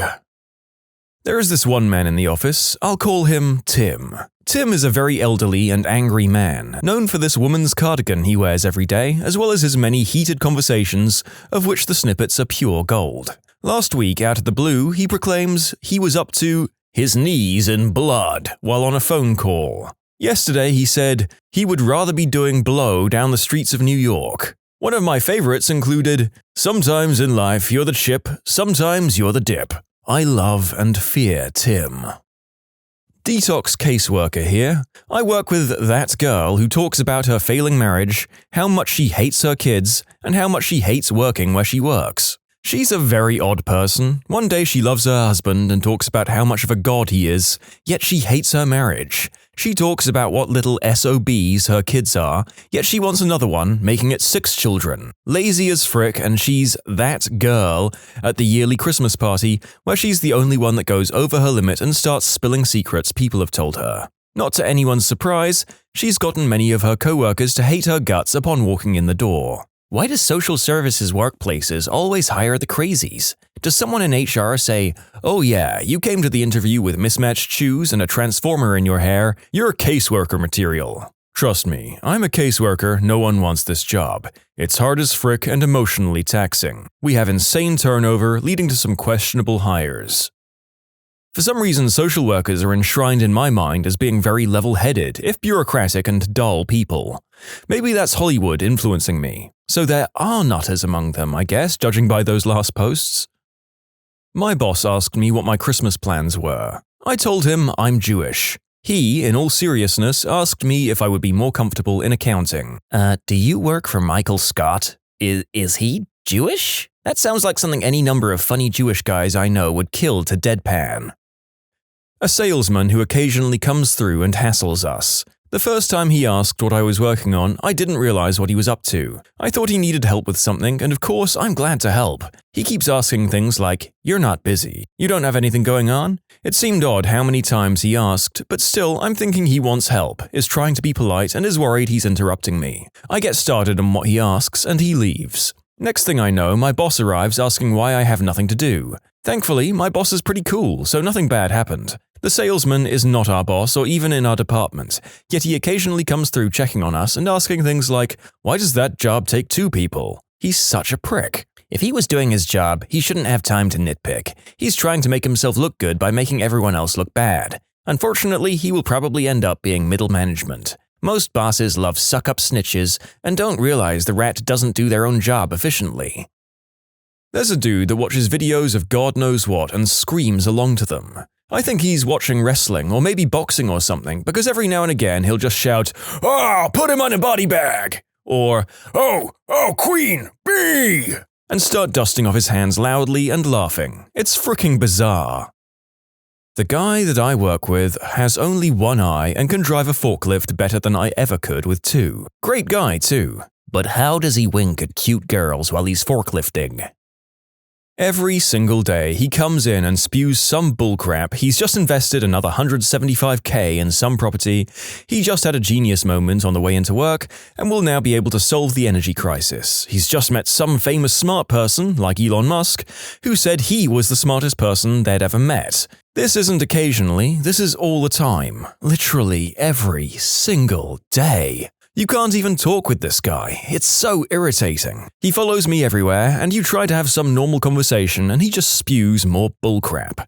I tried talking with him once and said, "Well, my car has this thing going on with it, I may need to take it to the shop." He replies with, "Oh, that reminds me, my boyfriend is having the Lamborghini dealer come over tonight. He's having a midlife crisis, but work just gave him another $2 million bonus because he's such an amazing architect." Frick this guy. Start actively perusing these conversations. Ask for him to expand on the details of the story to see how ridiculous they get. For instance, you could have asked him, "Oh, your boyfriend's an architect. Has he worked on anything I'd recognize?" To which you would likely get an outlandish answer, which you could make the person expand upon again. It's like a game. Oh, he always comes up short when we ask for proof. He kept going on once about his lake house at Lake Tawakoni, which he put up on an Airbnb. One of the other guys I worked with started bugging him for the link to look it up. He wanted a place to go to, with his wife on a weekend getaway. Crazy coworker comes back and says, "Oh, you couldn't afford it," and says the insurance on the boat rental alone is $3,500 a day. Still never came back with an address. We kept pushing him on it. "Oh, it's booked until October." This was back in the spring. We still haven't gotten an address on that house. One of the guests on Airbnb rented the house and a huge party with 100 plus people, and they broke sinks off the walls and burned the couch on the front lawn. His maid, who he hired to look over the place, called and told him about all the damages. She sent him photos, but when we asked to see them, "Oh, I don't have them on me." Really? Did she send them via UPS? How do you not have photos on you in this day and age? Anyway, we asked about them the next day. Oh, Kevin, his boyfriend, wouldn't let me show them to anyone, and miraculously insurance sent them $45K within 2 days for all the damage. Never seen insurance work that fast before. Someone found his boyfriend's resume online, but he's not an architect. Something similar to interior design, I forget the title, and he had done stuff like he designed the layout of some gas stations. You're going about it wrong. You don't want proof of the story, you want the most outlandish, impossible story you can pull from the guy. This guy gets it. I had a coworker snowboard down a mountain in front of an avalanche after he was launched from a helicopter. That's what I get for trying the bunny slope. Frick you, CB. I put my boogers on the adjustment levers of your chair and then frick up your settings when you're in the bathroom. I'm a waiter, and one of my coworkers is an Italian old man that's so close to retirement that he doesn't care anymore. He pretends to pee into wine buckets by turning his back to the customers and emptying a water bottle into them. He prank calls the restaurant by calling and going, "Go freak yourself," before hanging up. Smokes constantly and is never on time. I love the too close to retirement to care guy. I used to work with one who would answer the phone with, "Hey, what are you up to besides being ugly?" Everyone knew his sense of humor though, and he was much beloved. I work in an office. I have an older lady, 45 to 50, next to me who says, "Awesome sauce," at least 5 times a day. I'm thinking about quitting because of her. Bring a liquor flask to work. Every time she says, "Awesome sauce," yell out, "Woo, there it is," and take a swig. Pretend like it's normal and never explain why. She'll either stop saying it or you'll get so drunk you stop caring. Either way, mission success. I feel like there's some differing opinion on what constitutes that guy or girl. I honestly just thought it was some kind of weird pervert who constantly turned everything towards their nice interest. Turns out it might just be any sort of weirdo. My old coworker. I couldn't tell if he was a mad genius or a man-child. I have not and will not meet anyone else in my life who is anything like this guy. He, 1. was so American that he told me he would show up to my birthday party in a Stars and Stripes banana hammock cawing like an eagle. He moved before my birthday, or I think he actually would have. 2. took the fan and some wires out of a recycled PC. He somehow found a D battery somewhere and hooked it up to the wires so the fan would run. He would lightly fan people as they worked, sometimes right in front of our customers. You nice and cool yet? 3. drafted and made a falcon talon on the end of a magnetic tentacle. The talon is a phone holder. He has a patent and is marketing it soon. There's also a version with a monkey tail on the end of a raptor jaw. 4. He put a rubber band ball on a paperclip, then impaled it to the ceiling of the break room. turned on the strobe function on his phone's flashlight and opened a Pandora Club playlist, told everyone they deserved a disco party and would shriek when someone started to take it down. 5. Hugged an old man who went off on another coworker because he just needs a friend. 6. Strategically planned out how to travel from the front of the store to the back using only the rafters. A section of it he needed to turn into a liquid. He drew a diagram. 7. Printed a bunch of rebel flags on the store printer and gave them to our black supervisor, saying she needed to hand them out to preserve his heritage. He was Southern and completely sarcastic. 8. Printed a banner-sized check made out to him for millions of dollars. Subject was, "Winner for the biggest poop." Plenty more too, I just can't keep them all straight. I miss that guy. You can submit your own stories to be featured here on the channel. The story submission link is in the description below. And if you want to listen to some vibey music in the background, check out easymode, also linked below, and subscribe. I don't work there anymore, but when I was a delivery driver for a pizza company, there was a guy who just didn't give a frick. The boss had the hots for him, so he got away with so much crap. Never arrived when he was supposed to, always got to go home on time, or early if he wanted, even if we were completely backed up. Whenever he closed, he never cleaned in the back kitchen, so instead of firing him, his shifts got changed to opens. He would take random breaks and play guitar and sing loudly about getting wasted and smoking green herb in the storeroom, loud enough for the customers to hear. At one stage, he even peed on the floor in the room where we made the dough. After a few months, he went on holiday. He never came back, but his name was always on the roster. The stories I have about that place are amazing. I'm thankful I don't work there anymore, but also glad that I did.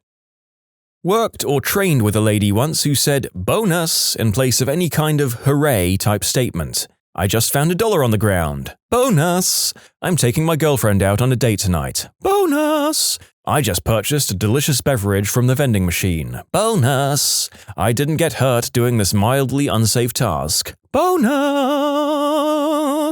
It was getting to be a little much, but she quit very shortly after being hired. I was so thankful. She quits. Bonus! I have an older lady of the same age range as well who says, "Oh, Milanta," all the time. All the time. Thankfully, I don't see her too often since we work in different departments. When I do see her, this inevitably is something she says. I don't get it. How does that phrase become such a crucial part of someone's vocabulary?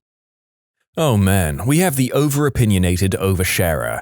We stopped using her real name and now just refer to her as TMI. Hey, did you send that document over yet? Well, I would have if it weren't for the fact that this guy I've been seeing for the past 3 days has this brother who's a total D-bag. Wasn't even considerate of my gluten allergy over the weekend, which really sparked my ADHD, so I smoked 2 packs of cigarettes on Saturday, even though the liberals keep raising the taxes on them, which actually worked out because I lost 3 pounds from not having an appetite. Okay, can you just send it over? This is every conversation. She sounds like she has the most confusing political views ever. Sounds like my coworker. We'll call her Carla. We had a girl transfer to our office last week and Carla had already told her about the UTI she had, like 4 months ago. I've personally heard or overheard the story about her food poisoning incident at least a dozen times. I don't think anyone needs to hear it was coming out of both ends.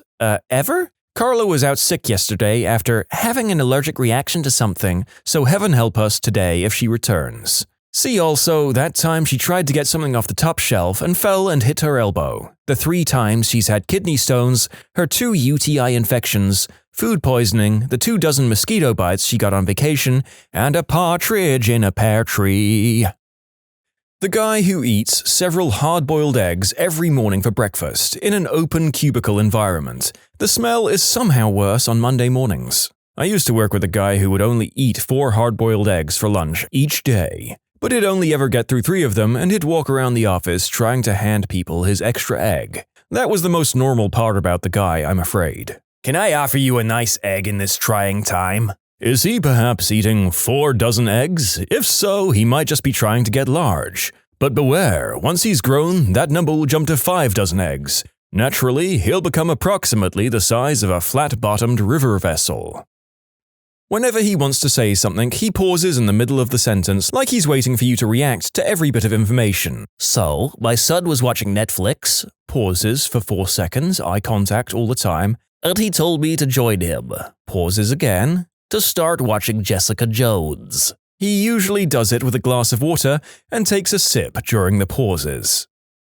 I used to work with a guy who would eat those Vienna sausages out of the little can, then slurp the juice in the bottom. Oh, no. I cringed so hard at that I think I pulled a muscle in my jaw. There is a special place in hell for people who eat loudly in a busy workplace. I think honestly even hearing the word slurp makes me shudder and gag slightly. But that might just be me being a type A weirdo. I like all of my coworkers. The woman I couldn't stand was HR from corporate. She was here for a week and I could not wait for her to leave. She made sure that we knew she didn't care about me and the other lady, both temporary employees, even though we're likely to be hired. She would not stop talking about how she's single and men were hitting on her in all the countries she had visited on her vacation. She constantly talked about how she's trying to lose weight, but kept eating the fattiest crap I've seen, all while complaining about America's eating habits. She took over our marketing manager's office for the week because she was too lonely in the back area. Sorry, the graphic designer and I are busy working. She would not shut the frick up about shopping. She didn't understand that I don't have extra money to spend. She cooked horrible-smelling fish in the microwave, then proceeded to burn some popcorn later. She kept stealing all of my soft Kleenexes I bought from home. She cancelled our work Halloween party. Good lord, she was unpleasant. Apparently, I live in a TV show and no one told me. When I was in the Air Force, there were plenty of these types of people, but there was one legend who'll outlive them all. Let's call him Vic. Vic was in his late 30s maybe, balding, overweight, annoying, and generally the worst NCO the US Air Force ever saw. Here's a list of his accomplishments. Vic routinely practiced terrible weapon discipline. He would constantly have his weapon pointed at you. He couldn't even clear his weapon to enter the chow hall. A Marine had to do it for him. I had never been so embarrassed to be an airman in all my service. Vic somehow came back to the site with junk every single day. We have no idea where he found it or what half of it was. He once brought back a gigantic Donkey Kong-looking hammer, no explanation for its intended use. Another time, he came back with a belt of ammunition that he'd found on the road. Yeah, sure, you know, it's a war zone, people get blown up every day by improvised explosives on the side of the road. Just go pick up something like that. Vic would argue with you about where your hometown is located geographically. Vic was responsible on more than one occasion for complete mission failure. The specifics I can't quite divulge, but rest assured he was brilliantly stupid. Vic could barely speak or write English. He was born in Florida. His ancestors came to this country a couple of hundred years ago. Vic dropped a T-wall, gigantic concrete wall, on a tent with a front loader. Almost killed someone. Vic wore my uniform top back to his barracks, but then later denied the whole thing. Vic was fired from his position twice on 2 separate deployments. Saw him a year later, he had been promoted. This lady at my office has freakishly good hearing and preemptively does weird helpful things for people. Like yesterday, an intern asked one of our agents for the agent's code. Her office is at the other end of the suite, but somehow she heard, wrote down each agent and their code on a post-it, and brought it to the intern's desk. If she overhears someone speaking with service ops about a specific form, she'll quietly email them a copy. Little things like that. People think it's super creepy. I only know this because it's me and I just overheard my coworkers talking about how weird I am. Oh. Maybe you should stop for a week and see what happens. Maybe they'll miss it or you can be lazier. Don't stop doing what you're doing. Just pipe up and say, "Oh, I have that info for you right here." People will appreciate you without the creep factor ever being added in. My boss leaves notes at my desk for me every so often ranging from "you look good today" to "I fricking hate you." My personal favorite, he once wrote "love you" on a sheet on my desk, then went to my coworker's cube next to mine and I could hear him writing something. When he left, the coworker and I both asked, "What did he write on your desk?" and showed each other simultaneously. His said, "You, not so much."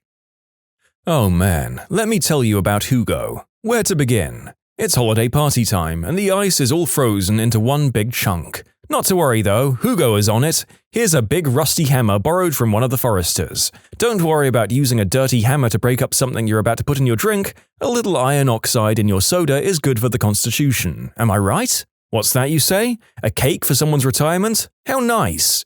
Hugo will cut himself a nice big slice, then lick the frosting off the knife before putting it back in the cake. Yes, we all saw you do that, and yes, we're going to wash the knife. Heck yes, another holiday party. What is this item on the buffet? Will Hugo like it? Guess he had better stick his fork in there to grab a piece to try while standing in line. Oh no, Hugo has a cold. Better go gurgle some water in the kitchen sink, then spit it back out.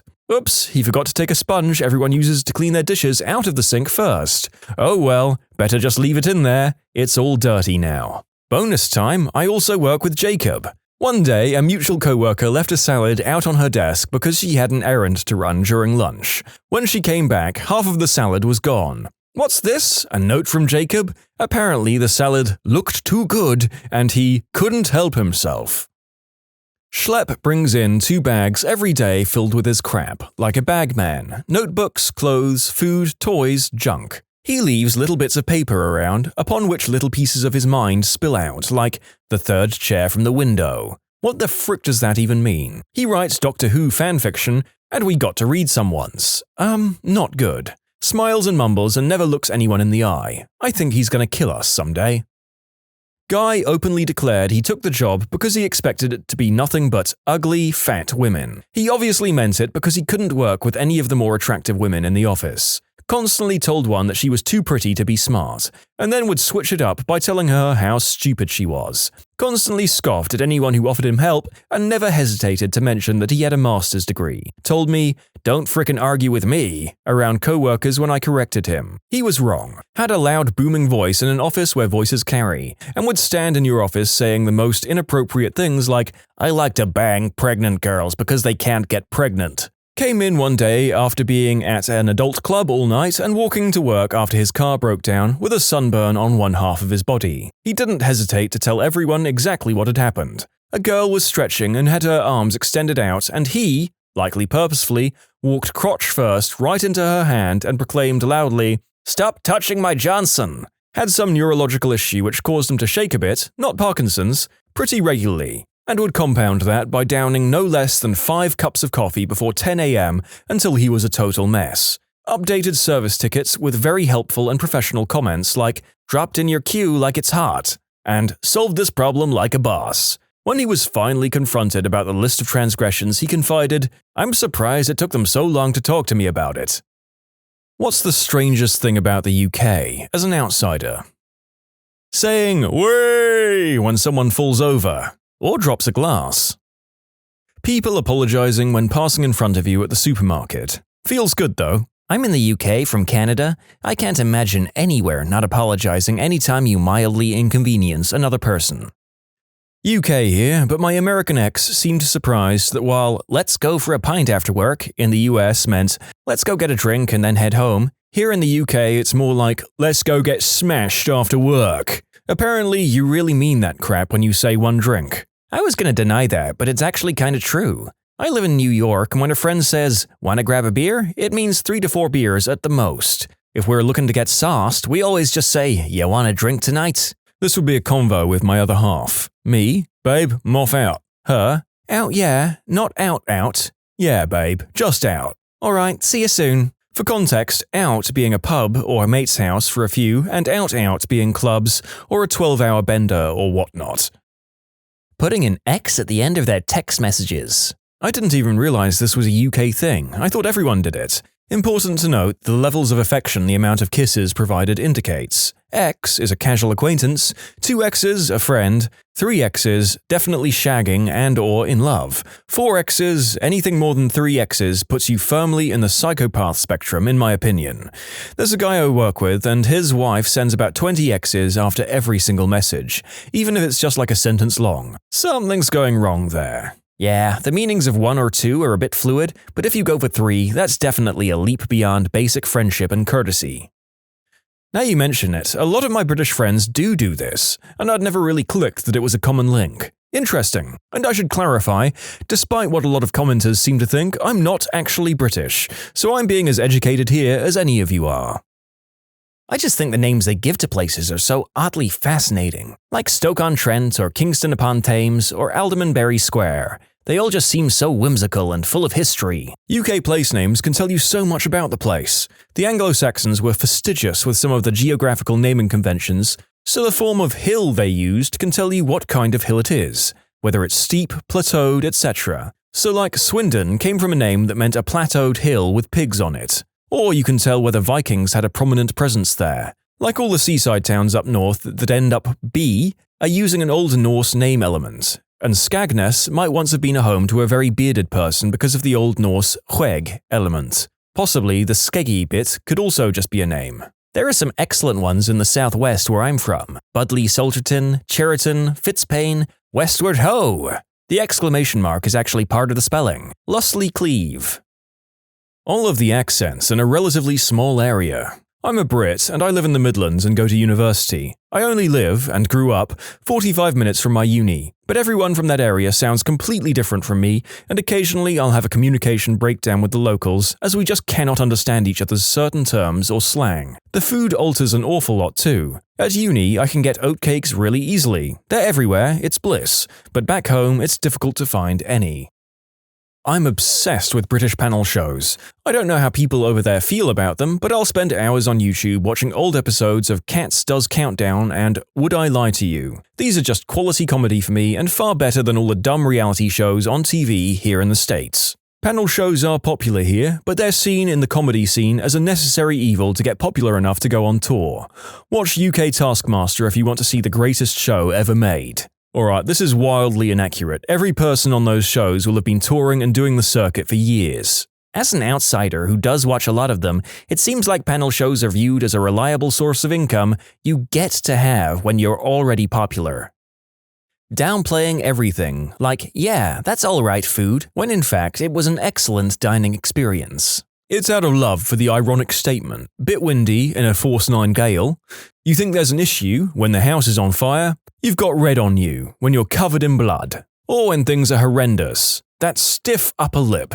My mate was 30 when she found out that her dad had lung cancer. He deteriorated rapidly while she was pregnant and died just 2 days before her baby was born. I went over to look after the kids so she could deal with the funeral arrangements, etc. When I asked how she was doing, she sighed and said, "I'll admit, I'm not great." She obviously cried, grieved, and talked through her feelings, but when she had crap to be getting on with, she was amazing at powering through what needed to be done. For anyone wanting an insight into British understatement, here's something to keep in mind. In everyday language, not bad means, hey, this is pretty good. It can also mean that something's not actually bad, but not great either. It's down to the tone of voice. Meanwhile, not great means awful in no uncertain terms. For a person to describe themselves as honestly not great or not doing great means their world is out of kilter and they're dealing with an existential crisis which may well haunt them for the rest of their lives and would possibly send others to their knees.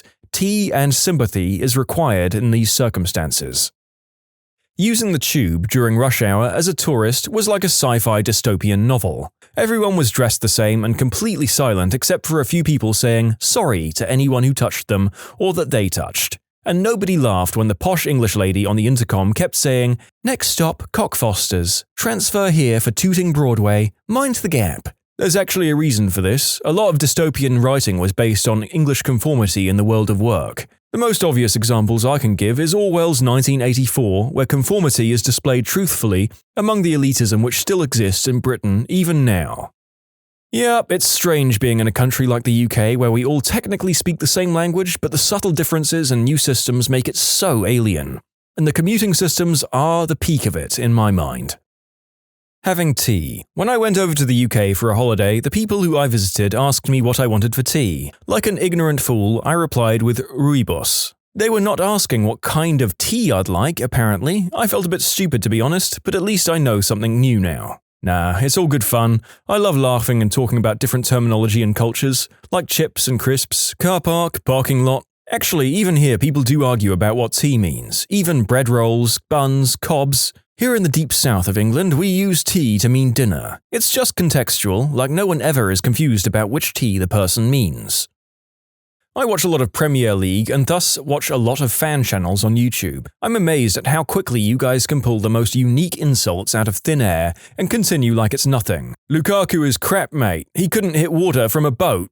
Captain, he couldn't lead a pack of ants to a picnic. There's obviously better ones, but I'm not as quick-witted as the Brits, so I'm not exactly doing it justice. But I love your humour and basically everything around football culture. Could fall into a barrel full of breast and come out sucking his thumb was a classic one of these. This is magic. This is how words were originally intended to be compiled. Hate to tell ya, I went to a ton of games a couple of seasons back, and we aren't really being witty more than we remember 2 or 3 really solid lines and use them for a variety of players. Plus, a big umbrella term for analysis is just calling them wank. Frickin' Ozil! He's frickin' wank, mate. Mesut Ozil in probability isn't actually bad. He's a world-class midfielder and a World Cup winner. However, should he have a bad game, he's thereby relegated to wank until he has a good run of form, which is known as doing alright. If he actually has a good season, he will basically be deified and have songs created about him. See Mohamed Salah for Liverpool the last 2 seasons. Actually, that's something the Terraces, football crowd, does over here that you don't see in America, is songs sung about individual players. They can be good or bad. When I went to see Everton a few years back, the crowd was singing to Tim Howard to the tune of London Bridge is Falling Down. Timmy Howard's got Tourette's, got Tourette's, got Tourette's. Timmy Howard's got Tourette's, frick, crap, wanker. I thought the strangest thing in the UK was the bars and nightclubs with signs saying to not attack paramedics. Unfortunately, all too necessary from what I've heard. For some inexplicable reason, a lot of paramedics have been attacked when trying to help people. I think it's because people fear them getting the police involved if you've got substances on or in you. In reality, paramedics only give a crap what substances you've got so they can try to help you. No use thinking someone is having a heart attack when they really just need naloxone.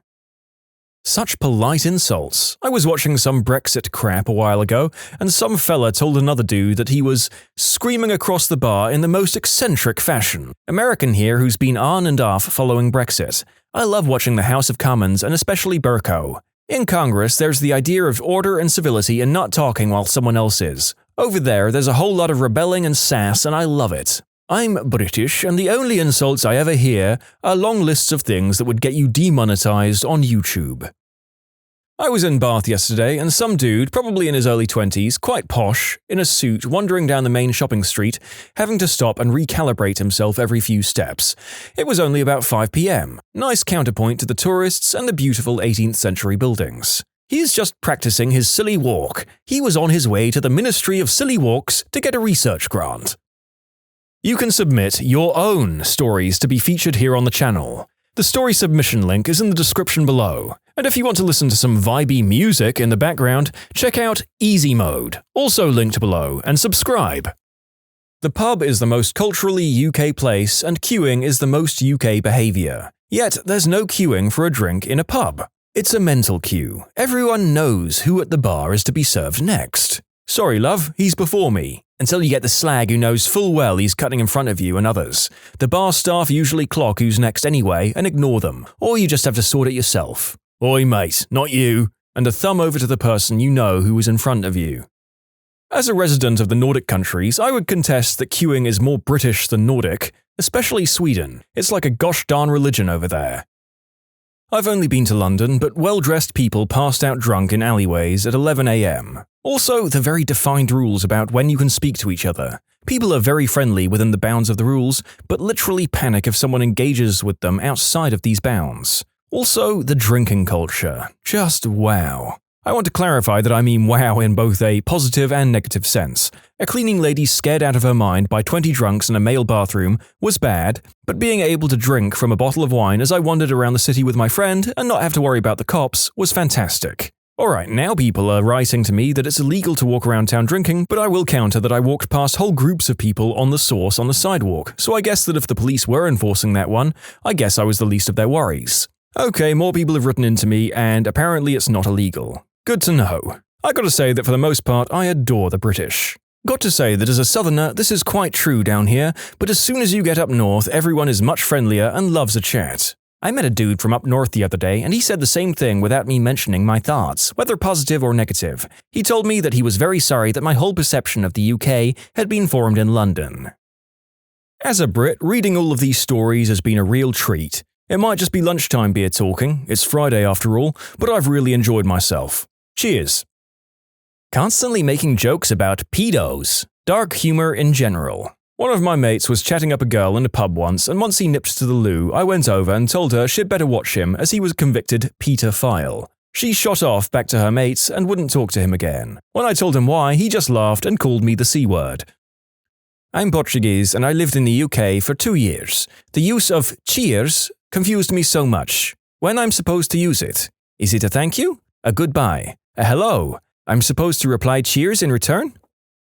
I know it's probably because of a long shared cultural history and that most people live and die in the same areas they're born, but I don't understand the different stereotypes based on towns, cities, and villages. I'm not talking really big generalities like people in the north are friendlier or people in London are more hurried and fast-paced. I'm not talking about large regional differences. I'm talking stereotypes based on specific, very small places. Well, he was from Derbyshire, collective eye roll, so you know how he was. You know how all those Yorkshiremen of a certain age act. All the heads nod in unison. I grew up in Kent, so I was not familiar with how those chavs from Milton Keynes spoke. Multiple harumphs. I have no fricking clue what being from a specific small town or village means, but it seems everyone in the UK knows all the different stereotypes and idiosyncrasies of every village in the whole gosh darn country. It's basically a class thing. Everyone thinks the next town over is a crap hole, but if the big city 2 towns over says the same thing, then you all unite against them, and so on. Pull cord switches, mostly in bathrooms. Where I come from, we only have attached-to-the-wall switches, except for maybe some super old lamps. One thing I can't wrap my head around is how people go partying wearing nothing but a shirt or small dress, regardless of the weather, which is often quite cold, especially in, winter. I observe large groups of such people every weekend. They're not even carrying jackets or anything, and they're taking the bus. This would be semi-understandable if they took cabs everywhere and literally didn't spend more than a couple of minutes outside. I've been living in the UK for 5 years, and what still gets me is people saying, "You all right?" instead of "How are you?" For me, the "you all right" makes me think I look sad or sick. It's weirdly accusatory, even though I know it just means "How are you?" We have that in Cumbria too, a whole conversation played out as right. Thank you, and most of the time when they say it to each other, it doesn't even seem to be a question, just 2 people saying all right to each other, not answering the question and moving on to the next part of the chat. Here in Ireland, Dublin anyway, we dropped the "you." We just say "all right," and the reply is also "all right." If you're not all right, you don't mention it. American living in London for a few years now. One of the biggest things is definitely the drinking culture and how much it's embedded in all of society. I thought coming from the States that we drank a lot, but here it's on a different level. It's very common to have a pint or 2 during lunch breaks before going back to work. Pubs are on every corner, and the public drinking laws are astounding for an American. The sense of orderliness and politeness. Brits are amazing, diligent with following the rules. They queue quietly for public transportation, stand on the right, and don't outwardly complain when something goes wrong, though they're the best at tutting under their breath. Keep calm and carry on really is practiced in every part of life here. There's a sense of collectivism that I sometimes find strange when coming from a country that prides itself on individualism. Humor. The British humor relies completely on sarcasm, while American humor is more in-your-face slapstick. They each have their place and time, but sometimes it can feel exhausting to constantly have to unpack British comedy or humor due to its constant push for double entendres, ambiguity, and innuendos. Innuendo. I feel far too British to agree with the above comment and then chuckle at yours. As a Dutch person, the same sense of orderliness really struck me as well. It's like London is insanely crowded hell, though Amsterdam is worse, but everyone is doing their best to make it easier for each other. If the escalator sign says to stand on the left and walk on the right, or vice versa, people actually do what it says. It's amazing. It's great, but it leaves us with incredibly short fuses in cultures that don't have these customs in place. I'm a Brit living in China. I have to drink at least twice the tea I used to in order to recover from my subway journeys. If you would just bloody wait for me to alight the train, there will be ample time for you to board without having to push into me. So I'm British and I have an American friend I compare cultural notes with. One of my weirdest was when I mentioned finding a postbox from Victoria's reign. She was like, "You mean your mailboxes carry information about the current leader of your country?" To which I replied, "Of course they do, it's the Royal Mail." Postboxes note the E, 2, and R and crown at the base, indicating it was placed in Elizabeth II's reign. The royal family. Are they just mascots of the UK, or do they hold any political power? Officially, the Queen does hold some political power, but she chooses not to exercise it, as she's required to be politically neutral. This is mostly relevant when it comes to passing legislature. Officially speaking, it requires the monarch's consent before a new piece of legislature is confirmed, but no monarch has actually declined to do so in more than 3 centuries. There are some other parts of the process of government that require her consent or participation, but these are mostly ceremonial, such as the opening of each parliamentary session, think of these like school semesters, or the official appointment of the Prime Minister. In most other respects, they do act as mascots, though many of them also manage various aspects of the Crown Estate, which involves managing businesses and charity outreach programs, maintaining property and land, etc. Many of them also hold, or have held, positions in the military, though I think most British Prime Ministers have said that they really valued talking things over with the current Queen at their weeklies, as she was such a confidential, neutral, experienced and pretty wise and level-headed person, except for when it comes to her children. I suspect Charles, if he doesn't pop his clogs before Liz does, will be much more of a pain in the arse. Hi, I'm from Germany and have spent some time in the UK. The one thing that was weird but nice was that people are polite when it comes to using public transportation. One time, the most annoying teenagers on the bus I was on stood up and left their seats as soon as two old ladies got on the bus. I find fascinating the current hatred and rivalry between the different countries of the UK. The Scottish government seems to despise the central UK government, which is England-dominated. In fact, it's really weird how even the Welsh, and to some extent the Republican Northern Irish, resent the domination of England in the UK as a whole. Weirdly enough, the English don't have their own devolved parliament, so the UK legislates for the whole of Britain as well as England-specific issues, giving rise to the West Lothian questions. Just a century ago, it seemed that whether Scottish or Welsh, everyone had no problem with being called British back then, when the British Empire was at its peak. Except the Irish, of course. Well, I studied there for a year, and I've been there countless times before, and after, I'm astounded at how much junk food there is everywhere. The first thing I was told when I moved there was, look out for chavs. I didn't know what chavs were, but not even 5 minutes after I arrived there had been two chavs fighting outside the supermarket right next to where I lived, with blood splatters still on the pavement when I walked to the supermarket. A little bit later, I learned quickly that you needed to avoid them at most cost. What I found fascinating was that the chavs could be any age, young or old. But the weirdest thing for me with the UK is that for a city to get the status of a city, it needs to have a cathedral. So for a big town like Middlesbrough, they can never become a city unless this is changed, and there are over 200,000 people living there. Hey, pal, sounds like you were at the Teesside Uni. My own hometown, no less. Chavs are a scary type, but they're also quite a complex social group. Not all are equal. Fun fact, Middlesbrough does have a cathedral. It's been rejected for what we call devolved city status since 2012, largely due to mayoral and councillor arguments. UK local politics deserves its own thread. To be a city in the UK, you need either historically to be regarded as a city from before the 12th century or have been conferred city status by the government. Originally, the title of city was likely to be given to places with cathedrals, as they would be important settlements, but it's never been a prerequisite. I live near Brighton and Hove, which was granted city status in the 21st century, but doesn't have a cathedral. What is the most pathetic way someone has tried to assert dominance over you? I always feel like the guys who refuse to make room for you when walking by in the other direction are trying to assert their dominance and make themselves feel like hot crap. I never understood why people do that. I figured out the best way to handle this when I was in college and the sidewalks were narrow. Just stop walking and stand still. Now they're the only ones walking and have to go out of their way to avoid you, instead of them expecting you to move. He tried to drink water faster than me. No one drinks water faster than me. No one drinks a tall glass of water like Gaston. Worked as a lifeguard at a summer camp years ago. During safety training, we had to do a missing persons search, which required all available staff to join hands and walk from the beach to the water as far as we could, while feeling with our feet for the missing swimmer. During training, there was a sandbag we had to find. The guy next to me kept insisting on holding mine in a certain way because I will take the upper hand in this situation, said at me while staring down. Whatever, dude, we're theoretically looking for a drowned child right now. Earlier this year, my boss asked me to do something and then leaned over me and said, "You are going to do it." He was like literally leaning over me because he was 6'8". Dude acted like a cliché high school bully from an 80s movie and was like 40 years old, so I assume he was at some point. Anyways, he quit.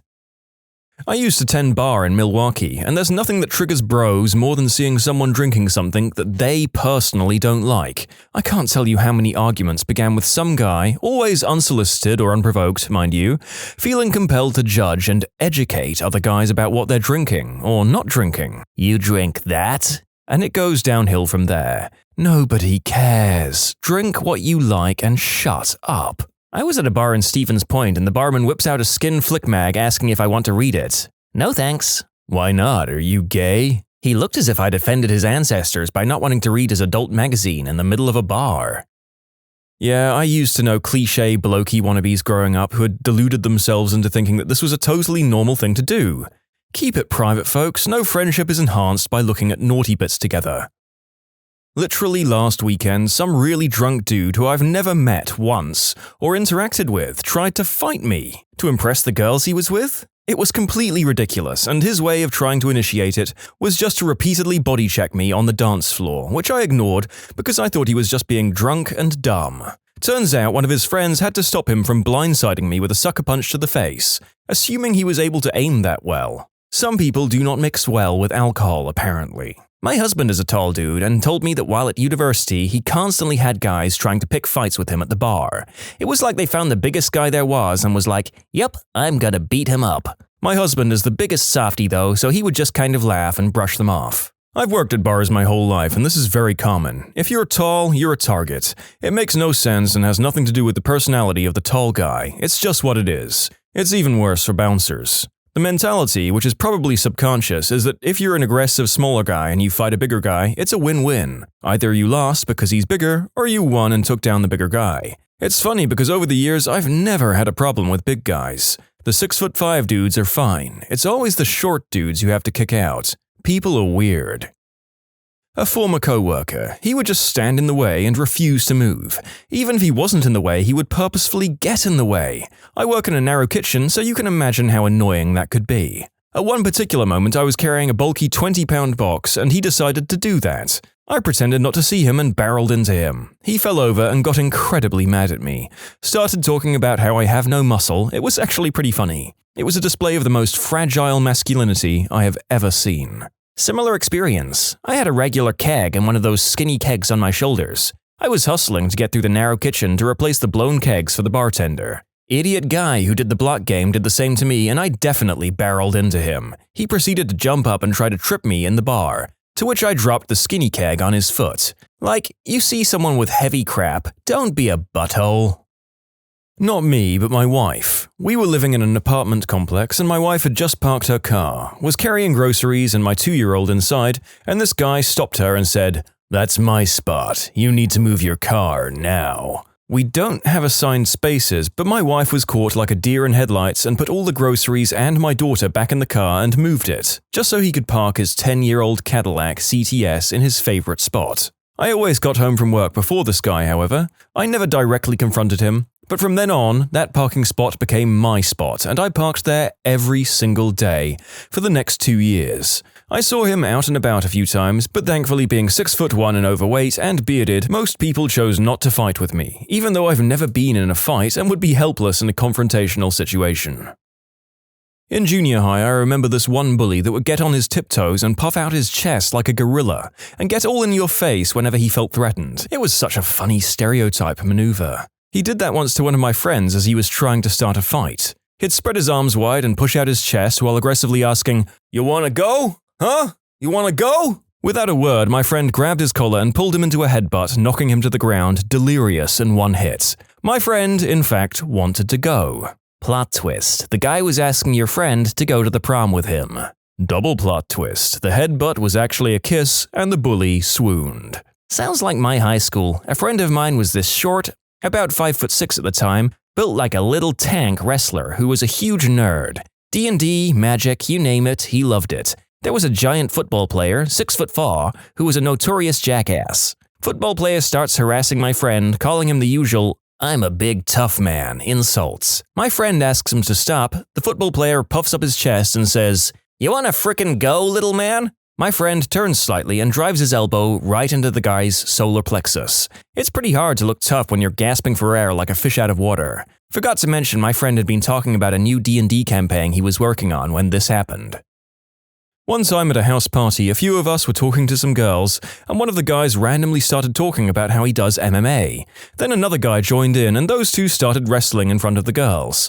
I don't think their shirts needed to come off, but what the frick do I know? Taking off your shirt is proper MMA procedure and culture. Leaving them on could have dishonored their whole family. This happened over D&D when my friend, who owns a store, let these guys we didn't know that well join our campaign. I don't know why I, out of the table, got singled out, but a girl walks in and this guy complained that I didn't order pizza for him. Said, "How about you go frick yourself," when I asked him if he wanted some of mine. Walked over behind me and, playfully, put his arms around my neck. I told him I'd punch him in the face if he did it one more time because I don't know who the frick he is. It absolutely ruined my day. By flicking my boy bosoms. I was standing in the breezeway outside a friend's apartment while in college, and a guy coming down the stairs from an upper floor kinda tripped near the bottom of the stairs and stumbled into me. It was clear that he was super drunk and immediately got aggressive. He was so worked up about being tougher than me that for some reason he started doing push-ups at me while me and my friends just laughed. Fortunately, his friends came and apologized and took him back up the stairs, but it was definitely the most bizarre assertion of dominance I've ever encountered. His lizard hindbrain is apparently of the Texas spiny lizard variety. They do push-ups at each other to defend their territories, which are frequently suburban driveways. I don't know about no lizards, but I can confirm for y'all that a drunk push-up contest to assert dominance is pretty Texan. I don't know if push-upping spiny lizards are actually a thing or not, and you know what? I don't care to Google it, because finding out that they didn't exist would only be disappointing to me now.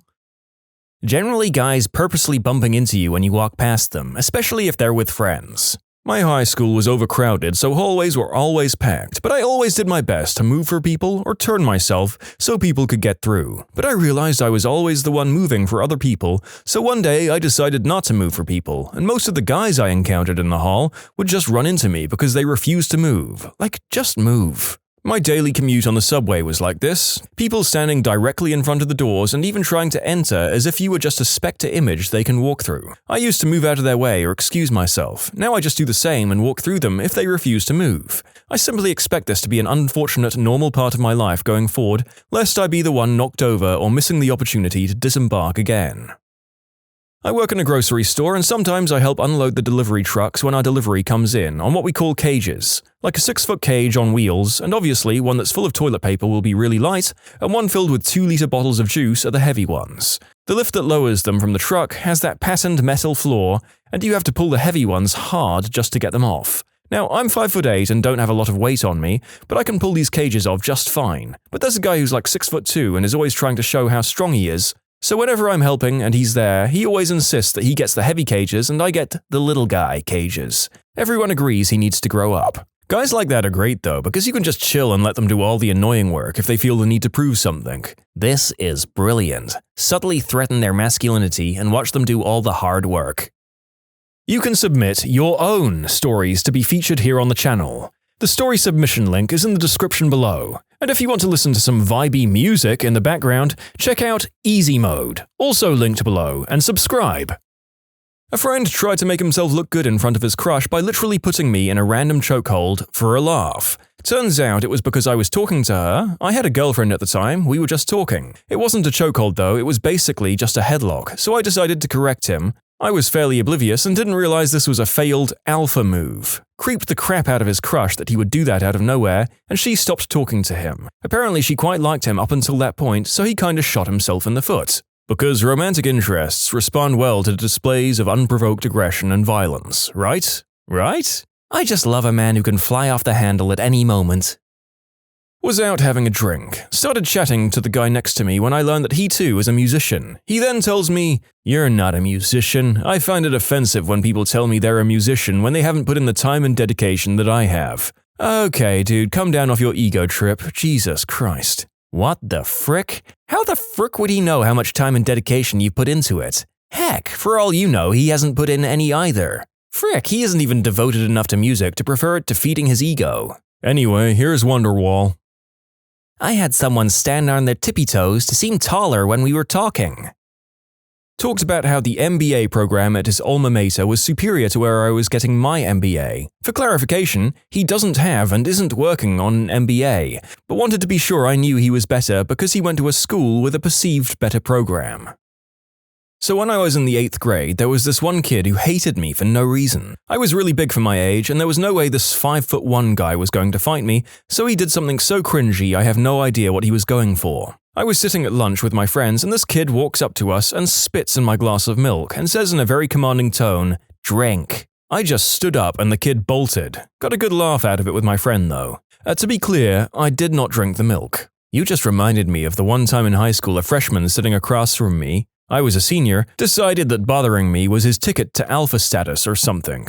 One day at lunch, he threw a curly fry into my drink and asked me what I was going to do about it. He had just gotten back from the snack bar with a couple of cookies and an unopened bottle of soda, so I just reached over and took those. I didn't really like the soda, and I only wanted one cookie, so I doled the rest out to my friends. He just laughed nervously. Once I realized he wasn't going to do anything about it, I thanked him for the cookie. Freshman being a butthole, you gonna do something about it? Senior does something about it. Freshman, surprised Pikachu JPEG.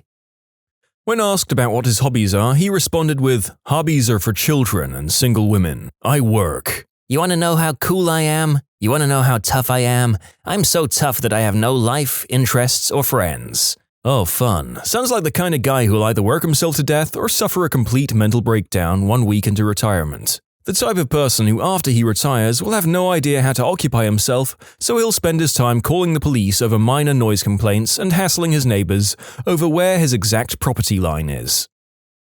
We had a candidate come into the interview and legit say that he wanted to sit behind the desk because he was going to be the one asking the questions to decide if he wanted to work with us. I think he'd gotten some bad advice about having confidence. I laughed, but our HR manager flipped out.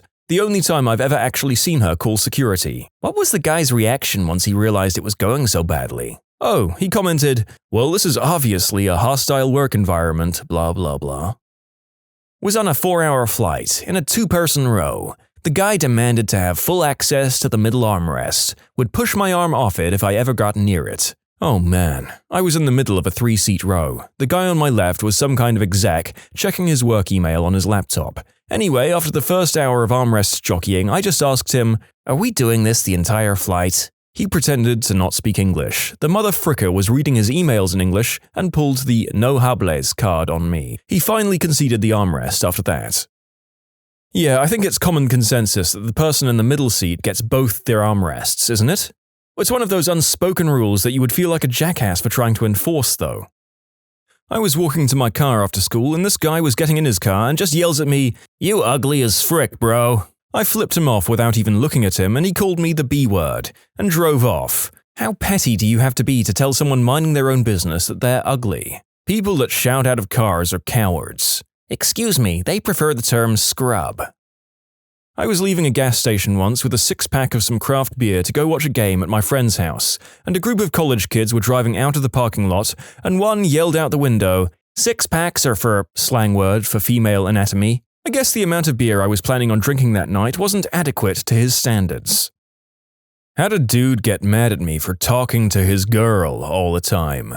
I was her econ tutor. I once tutored this truly clueless girl at general chemistry. She wanted to be a nurse and couldn't get past the first class, but whatever, I'll tutor you. She was, however, very pretty. Second tutoring session, she shows up with her boyfriend. Dude doesn't study, doesn't say a damn word the whole 2-hour session, just stares at me and her going over the basics of chemistry. Next class, same thing. Next class, I bring my girlfriend to have a stare-off with him. He got the message and left us alone. If you can't trust your partner to spend 2 hours in a crowded university library without screwing someone else, you probably shouldn't be with that person. I had a guy message me threats on Facebook because I'd been talking to his girlfriend. The thing is, his girlfriend is my cousin and I don't live in Alabama. I guess she couldn't speak to anyone at all. A friend of mine had a girl send her a ton of nasty texts one day, totally out of the blue. Stay away from him, he loves me, you're probably an ugly B-word, etc. My friend is the guy's aunt. Was at a party and was given the task of handing out beers to people. This guy flipped his crap, saying he only drank real beer. Dude, it was cold and free. That's the best beer there is. A guy was mad at me while sitting at a light and was revving his engine. It sounded like he'd held it at the red line, and there was a big crack sound and smoke started pouring out the front of his car. The dummy had blown his engine. That's when you throw your head back and laugh as you slowly accelerate forward in your 2013 Dodge Dart. My neighbor in front of my house had a boyfriend that would literally rip his shirt off and come outside every single time I was in my front yard. It could be 7 a.m. or midnight, but it wouldn't matter to him. I could be walking to my car and here comes Mr. Globo Jim flexing all around his yard. He would immediately go back inside when I went back inside. This went on for almost half a year until one day I saw him hop into his mega-lifted truck and drive away never to be seen again. He did have some pretty sweet pecs though. I would have spent a day fricking with him. Go outside a while and wait for him to come out, then just go back in until he leaves, then do it again. Make a buff-looking scarecrow and leave it in your front yard. Or like a cardboard cutout of Ronnie Coleman. One night in college, me and my buddies were walking down the street at about 11:30 p.m. We were near a major university on a street that was almost entirely college kids renting. It was Friday night, warm, so lots of people were out drinking on patios, talking, playing drinking games, etc. Generally pretty chill. We're done pre-gaming at home and headed to a bar or something, I don't remember. Anyway, we're walking down the road and across the street there's some people on a patio. They yelled something at us, we weren't really listening but the tone seemed friendly at least. Woo, yeah, college bro, am I right? Generally, kind of thing. So I yell back, yeah man, cool beans, and return to my conversation. Apparently this guy does not like beans, regardless of temperature, because the next thing I hear is, did you just frickin' say cool beans? And I see this perfect Skylar pop-collar college bro storming off his porch to come across the street at us, looking like I just peed in his Bud Light. I can only respond with a confused, yeah? My group stops. This dude is crossing the street at us looking like he wants to fight. Him? Say it again, bro. What did you just say? Some girl behind him. Just let it go, Blake, or Skylar or Chad, whatever he was called. They didn't mean it. Me. What? Really? My friend? What the frick?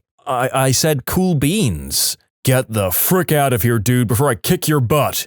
Okay, later, bro. And we walked off the street as he started angrily flexing in the middle of the street while his girlfriend is tugging his arm, trying to get him back into the house.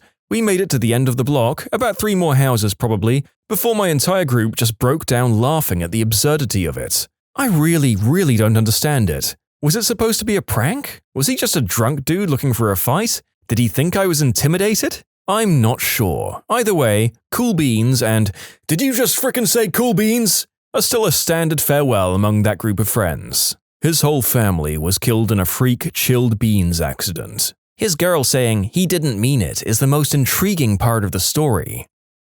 Not me, but my dad. My dad has season tickets for the AHL hockey team in town. One day he was late for a game and arrived to see a teen in his seat with his girlfriend. My dad kindly asked him to move, explaining that those were his seats. The teen responded with a quick, "No, it's not." My dad then showed him his season ticket and pointed out on the kids' tickets that their actual seats were a few rows up. The kid got up and tried to square up to my dad. My father was just like, "Really, dude?" and ignored them. The girlfriend began screaming at my dad for being a butthole. Long story short, Dad kindly asked a kid to get out of his seat and the kid tried to intimidate my dad for this. What was your "I don't get paid enough for this" moment at work? When I worked at McDonald's, I found out we didn't get paid for closing. We got paid until the store closed. So if it took us an extra hour or two to close, that was unpaid. I wish I knew what I know now, because that is an open and shut case, but at the time I was young and dumb.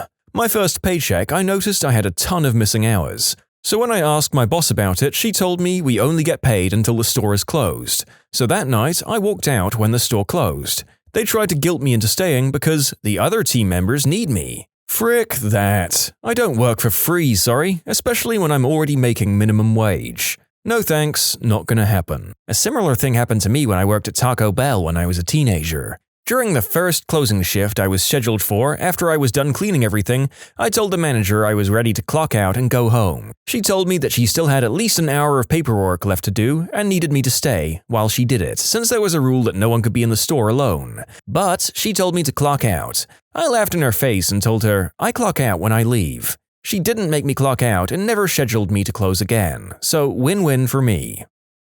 Used to work as a dental nurse. First patient of the frickin' day said he felt sick after having a local anesthetic. He looked sick too. I grabbed the bin and told him if he needed to vomit, take the bin. He held it in his lap and turned, vomiting down the side of the chair and all over my pants and shoes. Of course, I had to clean it up and of course they wouldn't let me go home to change. That's disgusting. Surely it's not ethical to let someone work with body fluid exposure on them the whole day. It's also a massive infection risk. When I walked into the room of a confused patient on blood thinners who had ripped out his IV and catheter and had crap and blood on every surface of his room, it looked like a murder zone had been committed. I've been through a lot as a nurse, but that was like going into war. I manage a fast food restaurant, and for me it's always things that have to do with the bathroom. From having to clean up adult magazines with splooge on the floor or walls to people either purposely crapping on the floor, even used hypodermic needles. Same boat here, but with customers instead of washrooms. Swearing at my underage staff puts a real bad taste in my mouth, and I am not nice about it. I don't miss either of these things. Good luck, everybody left in restaurant work. Hope all of your customers start watching The Bear and educating themselves on how hard you work. Psycho camp director lost her crap on all of the lifeguards because we said we weren't coming back next summer. Reality was we all had legit reasons. I was going to take summer courses to graduate early. Another guard was moving to university and was going to work in that city. Another guard got offered a head guard spot at a camp near her house, etc. Nothing that said we hated the current camp, just other things going on. We were told in a group meeting that if we weren't happy there, we could leave and she would find other guards. Following Friday, she calls us all in to tell us what a great job we're all doing and how happy everyone is going on the lake. Tuesday after that, she calls us in individually to tell us we aren't working hard enough and she sees us slacking off all the time.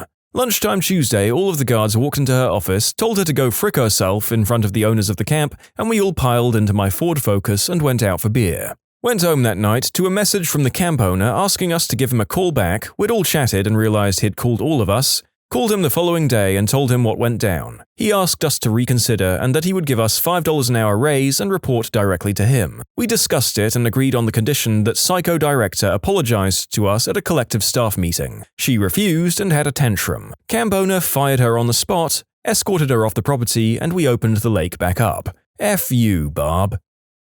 I make $13 per hour on an ambulance. Every day is an I don't get paid enough for this moment. I was working late, like 2 a.m., in the office. My manager said, let's go to the convenience store to buy up some snacks and smokes.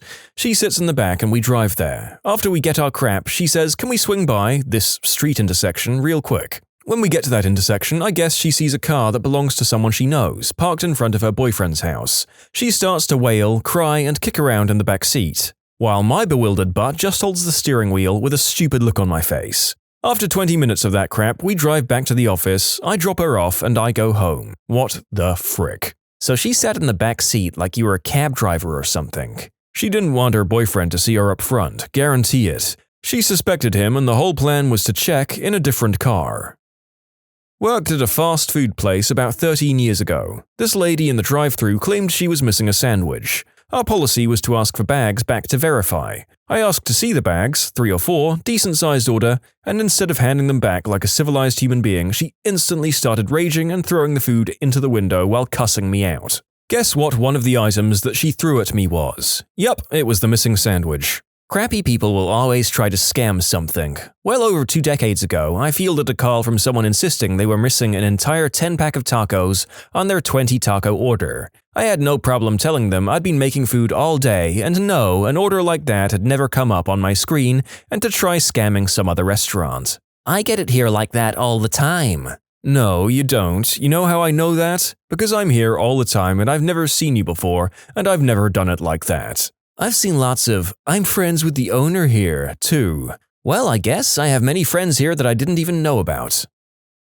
Countless times at the go-kart place, summer job, where I work, I've had to put up with special needs kids whose caretakers or parents dropped them off and just drove because they wanted a break from them. These kids, and adults, have a mental age of anywhere from 3 to 15 and many times they are unable to follow the directions that we provide or even listen to us. They are not only a danger to themselves, but to the other riders and to us, the staff. An easy solution to this would be for their parents to ride with them in a double and to drive for them, allowing everyone to have fun without having to put anyone in danger. However, that costs money, and they don't want to. One parent even said, "Why can't you just ride with him?"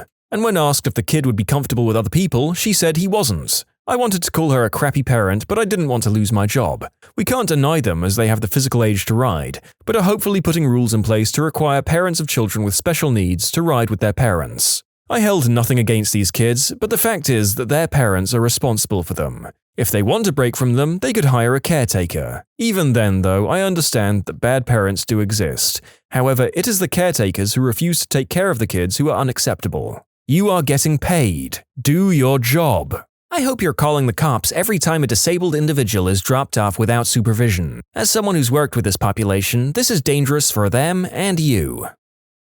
Got change thrown in my face at work because a man was upset we didn't have meatballs. Now if I'm working, he'll come in, see me, and walk out.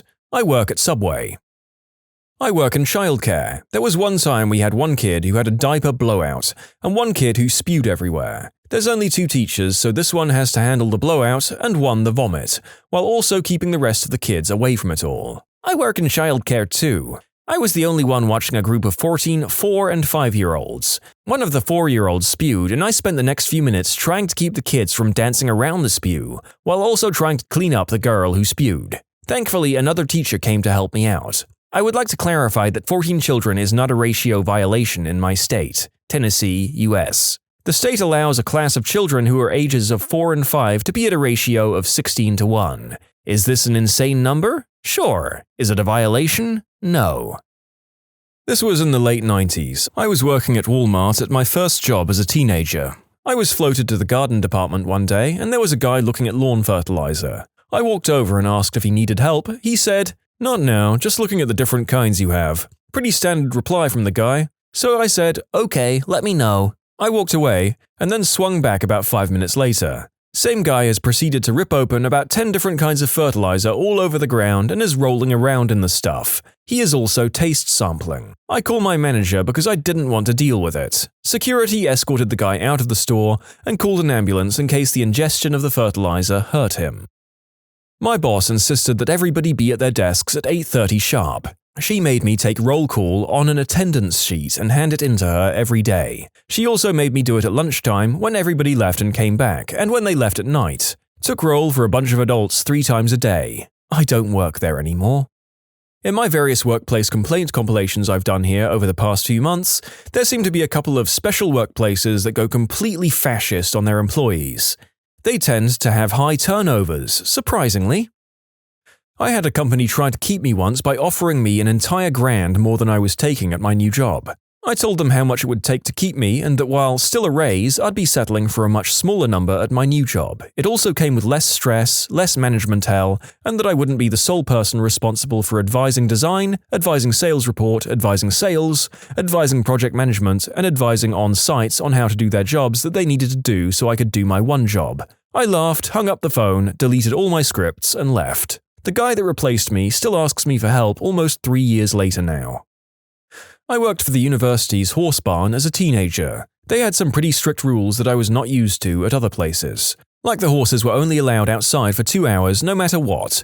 Could be the most beautiful day and we would have to stop everything we were doing to bring them into their stalls. They were only ever allowed 2 squirts of fly spray which didn't cover their butts. Required to have their halters on 24/7 even in the stalls at night. Our boss clearly had zero experience with animals, or if he did, he just didn't care. One day, while one of the horses was having his feet trimmed, my boss went to pull out a weed whacker from the bottom of the shelf directly next to where the horse was standing. A lot like Jenga, the entire closet of machinery fell onto the horse, causing him to kick the farrier and run. Ever since that incident, the horse was a mess, so instead of hiring a trainer to fix the problem, they just locked him in the stall, all day 24/7. I quit shortly after that. I still wonder how that horse is doing. You can submit your own stories to be featured here on the channel. The story submission link is in the description below. And if you want to listen to some vibey music in the background, check out easymode, also linked below, and subscribe. I worked at a Toyota service department for a few months. It was terrible in general, but one day was the worst. During the week, I had a nail go straight through my foot, so I'm bandaged up and have to walk around to get everything. Probably 100 yards to the car wash, 40 yards to the shop, etc. My team for Saturday, 4 people, had one person quit on Wednesday and I had one person who had a funeral to leave early for. The other guy was new, so he was slow to get stuff done. My boss says he'll come in and help. Wednesday, we lock it at 60 appointments since we have short staff up front and back. We do take walk-ins too. Thursday, it's at 80 and we tell our boss to lock it. Again, on Friday, before closing, we see 110 appointments. He never locked it. Come Saturday morning, we had 130 appointments from 7 a.m. to 4 p.m. I'm having to walk around a lot and ended up bleeding through 3 pairs of socks and bandages. I had to chase down about 80% of our customers' cars because our porters were goofing off. I had 53 opened tickets at 12 p.m. We had a 4-hour wait for walk-ins and 2 with appointments. Haven't had lunch or a snack since they banned food and drinks at our desks. My friend is about to leave for the funeral, so I cover his work and my boss leaves for lunch, throwing his 20-ish tickets on my desk. So I'm 110 tickets deep now, helping the new guy with stuff, moving cars and trying not to pass out. Oh, did I mention 95 degrees Fahrenheit outside, no AC in our covered area, not inside, and 90% humidity? We didn't even get a breeze. Can't have snacks or drinks at our desk either. It gets to 3 p.m. and I'm rescheduling people, trying to get everyone out when their cars are done, but have to limp them down to pull them in front to leave after they pay. My boss still isn't back and the new guy quits. I end up getting in one car and blood from my sock drips onto our paper mats in the car. I cleaned everything out, vacuumed the car, washed it and pulled it up. Customer went ape crap that she saw blood on the disposable paper mat, about the wait, not getting a discount for her non-appointment service and demanded to speak to my manager. That was it. Called him up and sent to voicemail. I explained it to his mailbox, then called the GM to explain that I'd been alone for 3 hours dealing with an uncapped amount of customers. 5 technicians walked out, I'm still not recovered from my workplace injury, and that I'm finishing my paperwork to take my lunch break at 4 p.m.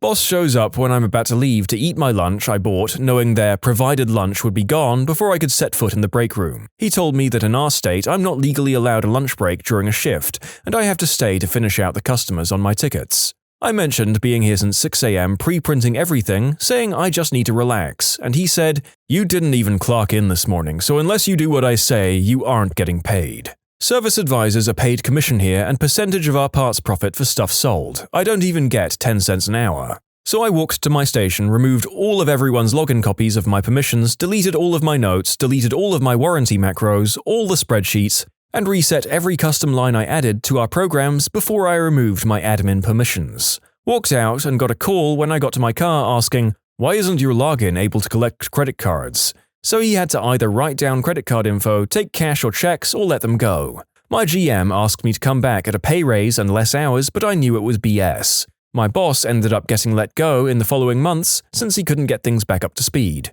My good friend moved to Mercedes parts, so he's happy. I ended up going to BMW for a bit after that and handled a few other franchises later. I worked IT with about 30 other developers and firefighters, supporting a large 3-shift-a-day manufacturing line. When the line computers went down, 300 workers leaned their backs against the wall, waiting for us to get the manufacturing process back up and running. We pretty much had freedom to stroll in at about 10 a.m. Many of us worked well into the evening, often took 2-hour lunch breaks. Most of us were on 24-hour call, which earned us half a day of comp time for any trip to the office, at any time of the day. A new boss was appointed over us. He quickly replaced our casual work hours with strict 8 a.m. to 5 p.m. hours, with a 1-hour break for lunch. Day 1 of his new policy, we were working on a failed mid-range computer on the manufacturing line. 300 workers hanging out watching us. Oops, it's 5 o'clock. Quitting time for us. New boss caught us in the parking lot just heading to the local bar and swiftly changed his new policy back to our standard. Reality sets in, or if it ain't broke, don't fix it. Take your pick. Our productivity and morale was through the roof with the old boss. He got promoted to corporate and company hired a new one. He goes through every single room at 8 a.m. sharp to check if people are working and if the guys that work outside the office already left. Same thing after lunch. Everyone is freaking miserable and performance went downhill. Worst thing is he micromanages the crap out of everything and it always has to be his way. It's a process that has been working and continuously improved, tested and proven to be completely efficient and give results we need? Yeah, forget about that. Let's do it his way because that's how he did it 20 years ago, even though he doesn't know how it works now. Team leaders, supervisors, engineers, nobody has a voice anymore. It hasn't been fun. I've repeatedly heard a saying that you should always give new management time to settle, even if their presence seems oppressive at the start. I guess this one is one of those cases where once you've seen what it's capable of, throw it out and start again. I walked into the bathroom and someone had smeared poop on literally every single surface, wall, everything, except one small part of the ceiling they couldn't reach. Poo-casso almost made me quit, but luckily my boss told me to lock it, not let anyone else use it, and he got someone to come in with a pressure washer. Pressure washer is a new level of poo smear cleaning. Love it.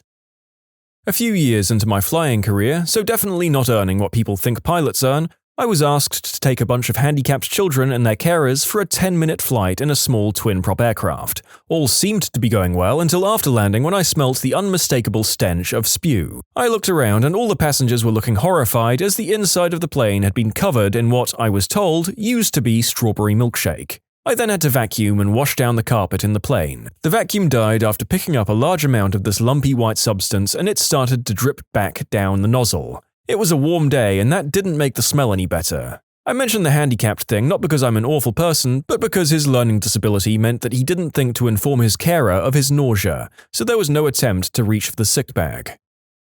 We used to be paid half salary to attend seminars related to our industry that grant professional development hours. These seminars would often be at 7 a.m. at a hotel that was about a 2-hour drive for me, if I was lucky, in rush hour traffic to get to. But hey, it was paid and had free breakfast, so waking up at 4:30 to attend wasn't the worst thing in the world. The company announced that they believed attending the seminars was furthering our knowledge, therefore helping the company and therefore helping us, so we would no longer be paid to attend them, but we were still expected to go. I just said frick that and haven't attended a single one since then and delete all of the invite emails. I'm paid hourly, so taking the 6 hours out of my day to drive and attend a seminar I'm not being paid for is just plain stupid. I was asked why I haven't gone to any of them and told them I have a mortgage to pay. Haven't been asked to go again since.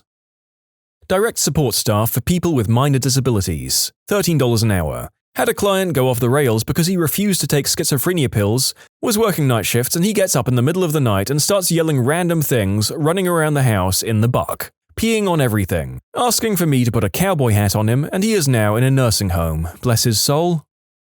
Was making $2 above minimum wage for a furniture rental store. I was supposed to be a manager in training, but they screwed me and made me a jack of all trades. One day, they asked me to help out the repo runs and get back furniture from people that didn't pay. First red flag was going into an area and taking away a fridge from a family and watching them take all of their food out for their kids and getting friends to keep it cold. The nail in the coffin was going to someone's house at 10 p.m. at night, waking up the family, going into the bedroom of a sleeping child to wake him up so he can take away his bed as his parents didn't pay for it. As someone with young children at the time, I was disgusted in what I was doing. I was putting in 18-hour days doing these repossessions. I asked my district manager what I would be getting as compensation, as I've had to do some very terrible things. She promised I would be well compensated for saving the company a ton of money and product. I got a $15 gift card to buy alcohol. I don't drink.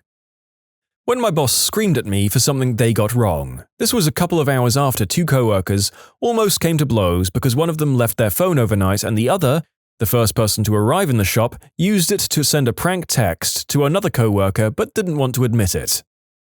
I work in security, and a bit under a year ago I worked at some kind of public TV event. My job was to keep people without passes out of a specific area which was intended for those working behind the scenes, to kick back, relax and get their lunches and all that. Anyway, the only ones I was allowed to give entrance to were people with passes and other security folks. But then, word from above came that the exception was to be made for some kind of supposedly famous child music group. I had no clue what they looked like, so 4 kids and their parents walk up, and I stop them. "Don't you know who they are?" quickly followed, and eventually it got cleaned up. And every time they kept bringing in more friends and family members and the same song and dance continued.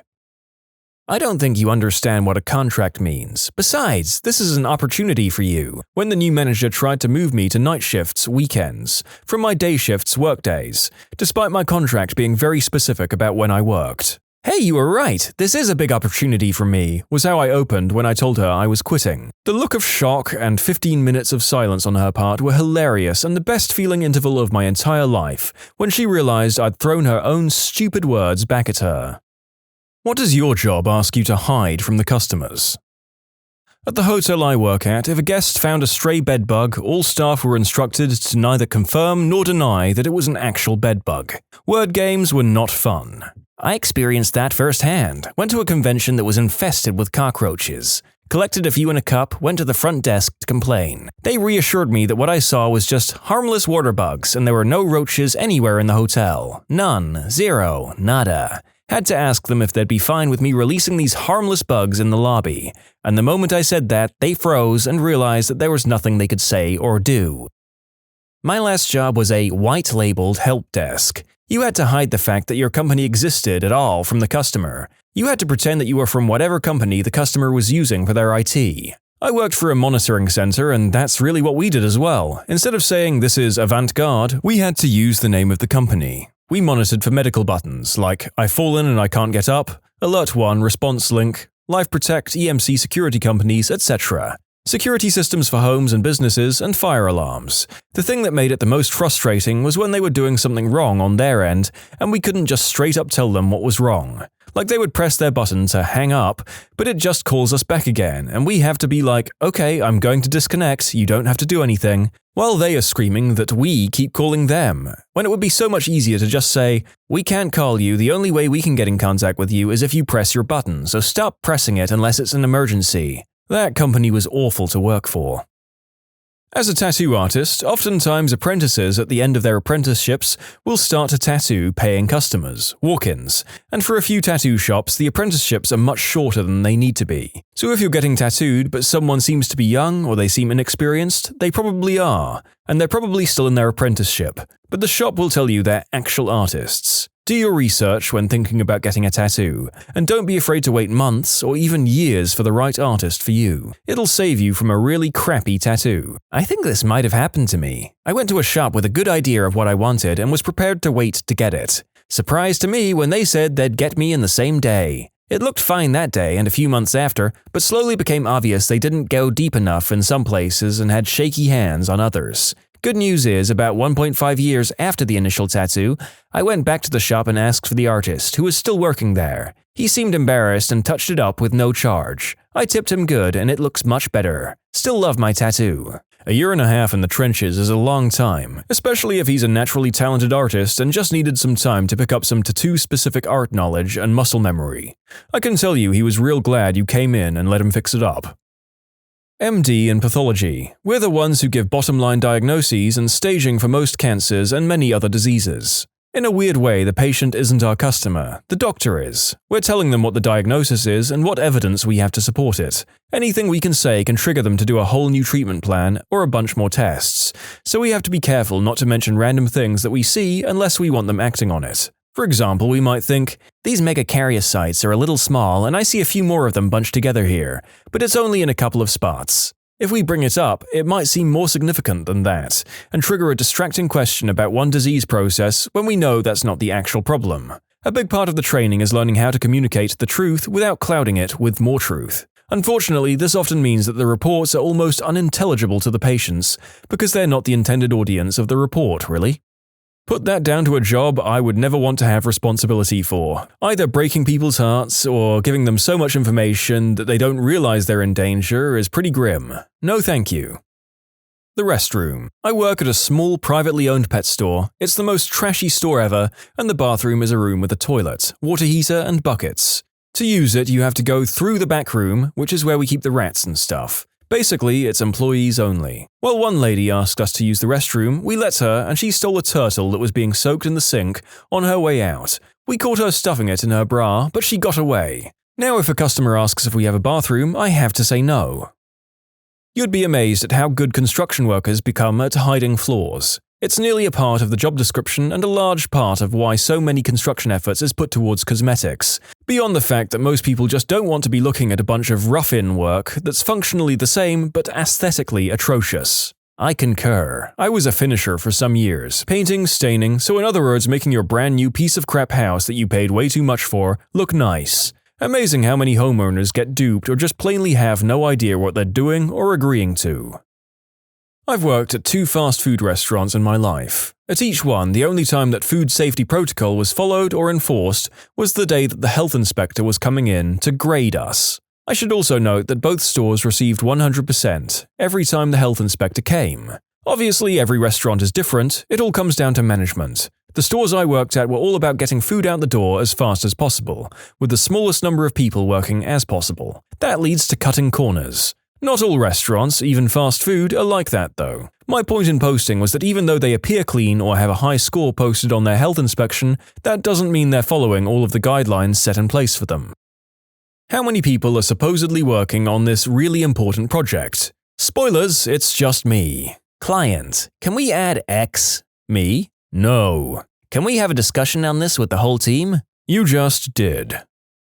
We sell software and we have a page that has instructions on it for setting up Linux servers. But that's basically all we know about the OS and as much as any of us actually care to learn. If asked, the going policy is that our Linux specialist is out this week, but we'll totally refresh what we know by going over the page with you. Meanwhile, most of us Linux users are thinking, crap, they actually mentioned us. It does feel like the general principle of Linux is, if you can't work it out on your own, you don't deserve it.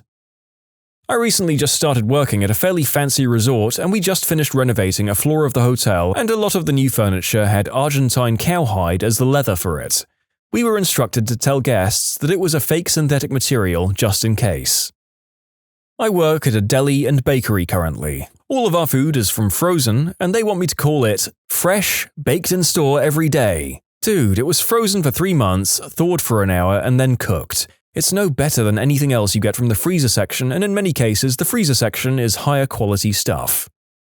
At BK, the food is frozen and gets warmed up in an automatic grill, and we're told to tell the customer that the meat is always fresh and there. The last time I ate at Burger King was about 4 to 5 years ago in a food court. I ordered a cheeseburger and watched as an employee literally pulled a burger out of a drawer and shoved it in the microwave. I don't know why, but I couldn't stop laughing to myself.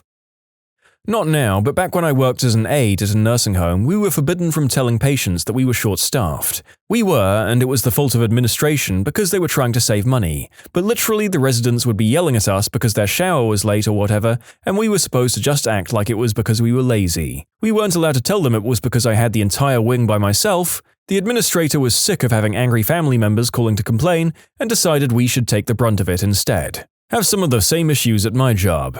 As a CNA, I'm able to explain to them that we're doing our best, and that I'm sorry for the delay, but on days where we're understaffed by more than 2 people, I tell them. There's no other way to get them to understand. But at my job, it's got the opposite effect. It makes the admin keep us properly staffed for the most part. Best of luck, being an aide is like no other job out there. I'm a pharmacist for a major chain. We were recently told this from our district manager because we kept getting reviews complaining about longer wait times and that we needed more help.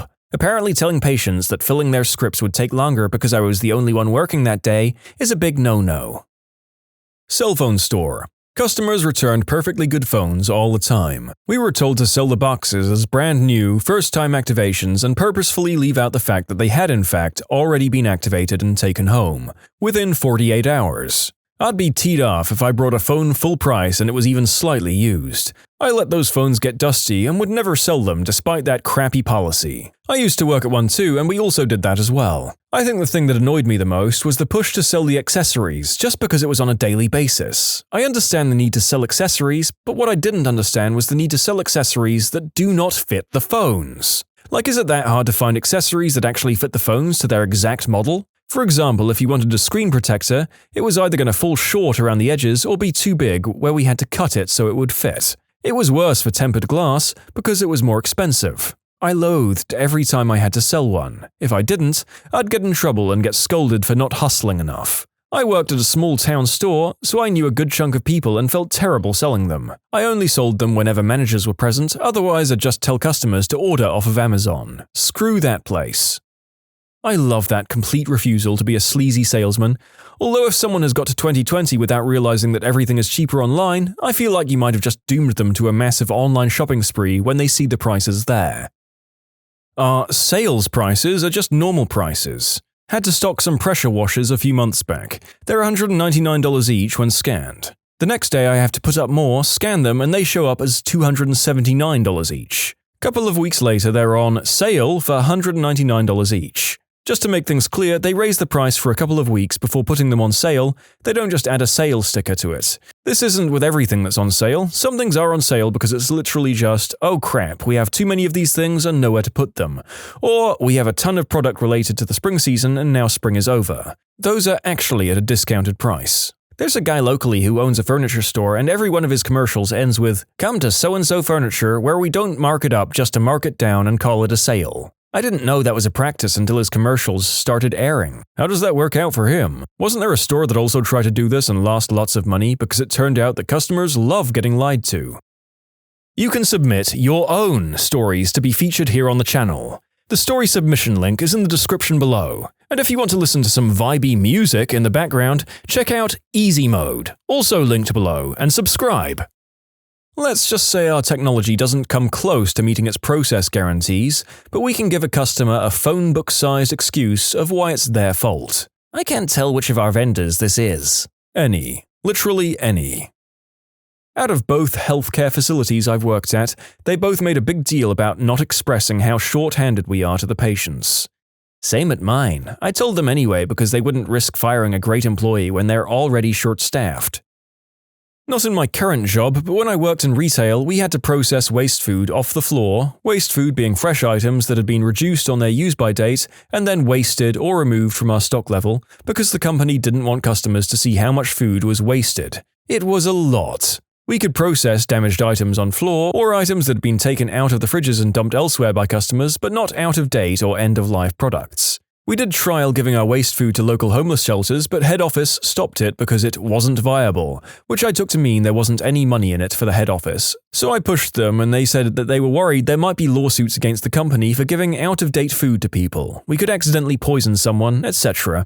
I'm talking trolleys of food. Liquids were poured away and written off, food was placed in bin bags and thrown in huge bins around the back of the store that were locked to stop people digging through them. Some of my colleagues would pour bleach or industrial-strength floor cleaner over it too. I had a problem with wasting so much food and thought the excuses head office gave for not allowing us to donate was rubbish. It was all about bottom line for them. The company itself makes a lot of noise about how environmentally friendly and green they are and how much work they do for charity, when behind the scenes it wasn't like that at all. They had a really crappy attitude towards their staff in general too. I was glad to get out of there. Food retail is the worst retail sector to work in. Their reason for not donating is BS, at least in the US. There are laws to prevent companies from being sued over donated food.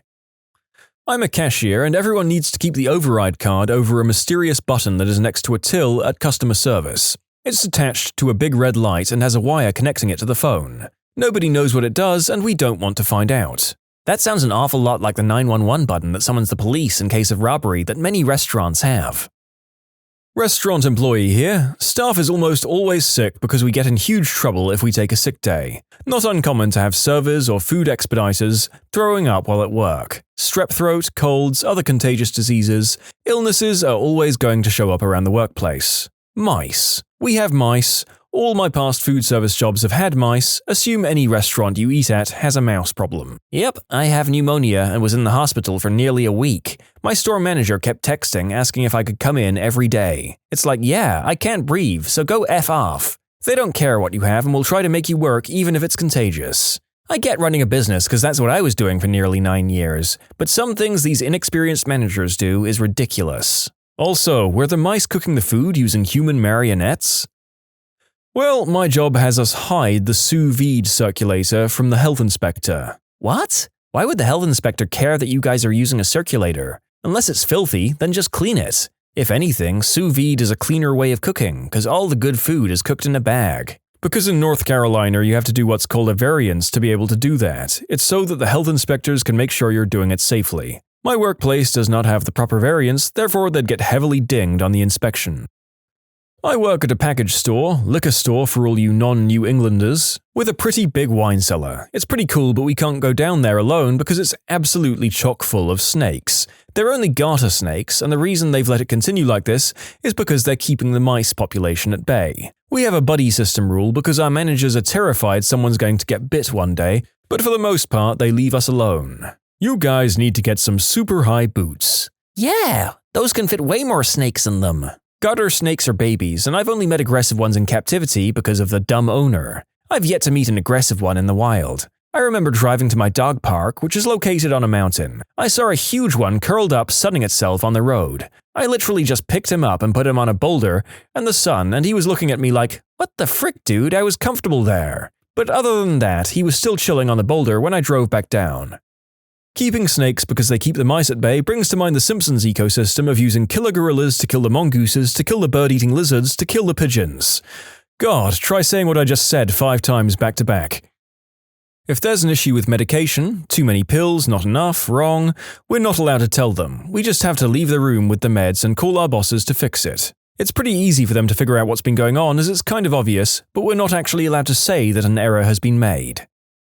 We're not allowed to be seen sitting. I'm a theatre usher. I had a job as a busser and we were never given breaks. Had a shift that averaged 6 hours and we're not allowed to be seen talking to servers casually. Sitting, and at the tail end of when I worked there, we weren't even allowed to sit in the back. We had up to 10-hour shifts where we had to stand without breaks and look busy. I never realized how much I hated that place until a few days after I quit. Work in security. Any and every unique location to commit a crime you'll get away with. The first time anyway. We don't get the funds to have real cameras over the entire mall, so we move them to blind spots where we suspect based on following other footage of the crime being committed. Then we wait for your stupid butt to go, "Wow, that was easy and nothing happened," and go for round 2. I've talked with peers in Target, Walmart, almost all over the place, and this is a constant. While there are certain high-risk zones that always have functional cameras aimed at them, if you wander off to an odd corner, odds that you'll get away with it time 1 are really good, provided you dodge the employees at the time too. Oh, and along the same vein, park your stupid frickin' car at a different parking lot if you're robbing. This is how we get you, your license plate. You don't even need a mask or a hoodie. Odds are we'll never figure out who you are if you just straight up walk out with crap and off the property. I had a job which claimed all their dressings were homemade, so we had to go back to fill the couple that were not. Also, they would say that none of the desserts were frozen by keeping the freezer for the desserts, and everything else above the standard temperature for a commercial freezer. Everything. Where do I even start? Really, the only thing I'm allowed to tell the customers is the spiel about the place and where the restroom is. I really wish I could help people more than I can, but management actually trained me to actively hide things from people. Literally, I'm supposed to make the customers' lives harder. If I don't do it to management's approval, they go and hide even more things. Then again, I work in an escape room. They had us in the first half, not gonna lie. Current job I'm at told me to lie about the failed maintenance and the budget cuts in my job. At my old job at Walmart, they told me to lie about the malfunctioning fridges and cooled produce that would sit out for 8+ hours before being put into the coolers. When I worked at McDonald's back when I was at high school, there was a time I accidentally filled up a medium soda cup instead of a small for a drive-thru order. I was about to dump it when my manager takes the medium cup from my hand and poured it into a small cup, and it fit perfectly. The small and medium cups are the same volume, just different shapes. They do that at Applebee's too. If you buy a large beer, you're buying a small in a longer glass. My friends asked why I only ordered the small, and when I showed my friends, the waitstaff had a hard time explaining why they were spending more on what I was getting for half the price. Well, this is kind of weird. So my family owned a small bodega, and across from us was another bodega. We had this ripped up blue chair where the counter was, so my grandma, mum, or me, and my brother could sit in between bagging stuff. Every time this old man, middle-aged man or his wife came in, my mum would slowly lower the chair to the ground so they couldn't see. I was a kid and thought it was a game, so I would help. Didn't realize it was weird until I became a teenager. I asked my mum why, and she was reluctant to tell me that they stole the chair from that old man's bodega from when they fired her before I was born. I find it hilarious. In case you're wondering, the old man, middle-aged man and his wife, the old man's son and daughter-in-law, weren't that petty and came in to buy stuff they didn't have at their store. They were also friends with my grandpa. Your fancy catered event? That's tap water. Bonus if your event is done by a company based in a university because your food is probably the same food that is being served in the cafeteria. I work with artists and bands. On the last tour I couldn't tell fans that the artist just didn't want to meet people at the bus, or if she was or wasn't on the bus. She had a paid-for meet and greet, so if they really wanted to meet her, they should have paid for it rather than wait outside near our home on the road. I think that's reasonable. Whether her meet and greets are paid or not, a lot of venues now have security screening, and that might prevent or discourage anyone with Selena, Dimebag, Daryl, Christina Grimmie, John Lennon type ideas. It's just good sense to meet fans in the most controlled environment available. What fact were you taught in high school that you later learned was completely untrue? All of the chemistry, about 3 times. Electrons are little balls that circle around the nucleus. Just kidding, electrons move in these little clouds around a nucleus. Just kidding, electrons move in these different hybrid clouds. Just kidding, electrons are clouds. Just kidding, F you. Also, light only moves in straight lines except when it doesn't. Our gym teacher told us your body temperature increases by 40 degrees when you run. When we pointed out you go to the hospital with a fever of 103, she told us it was different and to stop acting smug. That's why she teaches gym. Maybe she confused temperature and heart rate? The sun is half star, half planet. I had a middle school teacher who told us that Buddhists have to pray to Buddha 3 times a day. It took me until high school before I realized he was probably thinking about Judaism. You can't take a bigger number away from a smaller number. Oh my god, yes. I remembered when we learned about negative numbers. I was so gosh darn teed off and upset. Nowadays, I tutor young kids, and when this question comes up, I will take the time to try and explain it in a very simple way that won't cloud or confuse them. One time, though, a kid got excited about what he learned and showed it to a friend and came back to me next week and said his teacher said I was wrong and that it's impossible to subtract big numbers from a small one. Come on. I can understand a teacher not wanting to confuse kids with negative numbers when they're just learning subtraction, but to straight up lie and say that it's impossible to do it is abhorrent. What's wrong with saying, yes, you can do that, and you'll learn that another time, but right now we're only going to subtract small numbers from bigger numbers? And if a kid actually learns how to do it, that teacher should encourage them. Thanks for being awesome and teaching the kids the right thing. I remember this being introduced quite early in my education, but it is entirely possible that that's just a different country's education system. Also, basic negatives are a very important concept when it comes to personal finances, stating the obvious for those who haven't considered it. In Of Mice and Men, Curly wore a leather glove filled with Vaseline. Our teacher told us it was so he could beat his wife with a softer hand. She was too embarrassed to tell us it was for getting busy. Am I the only one who finds it sad that beating his wife is more socially appropriate answer than doing the deed with his wife? That's America for you. There's even a joke about it. How do you allow an undressed woman to appear in an American movie with just a PG rating? Put a lot of bullets through her. There was a scene in Hannibal, a very violent and gory TV show, where a man and a woman's skin is peeled off their backs and raised to look like wings. The two were au naturel in this scene, shown from behind and waist up, but the network had an issue with the fact that the man's butt crack was ever so slightly visible. The show's solution? Give him a line of blood dripping down his back to make his crack less visible. I'm not even joking.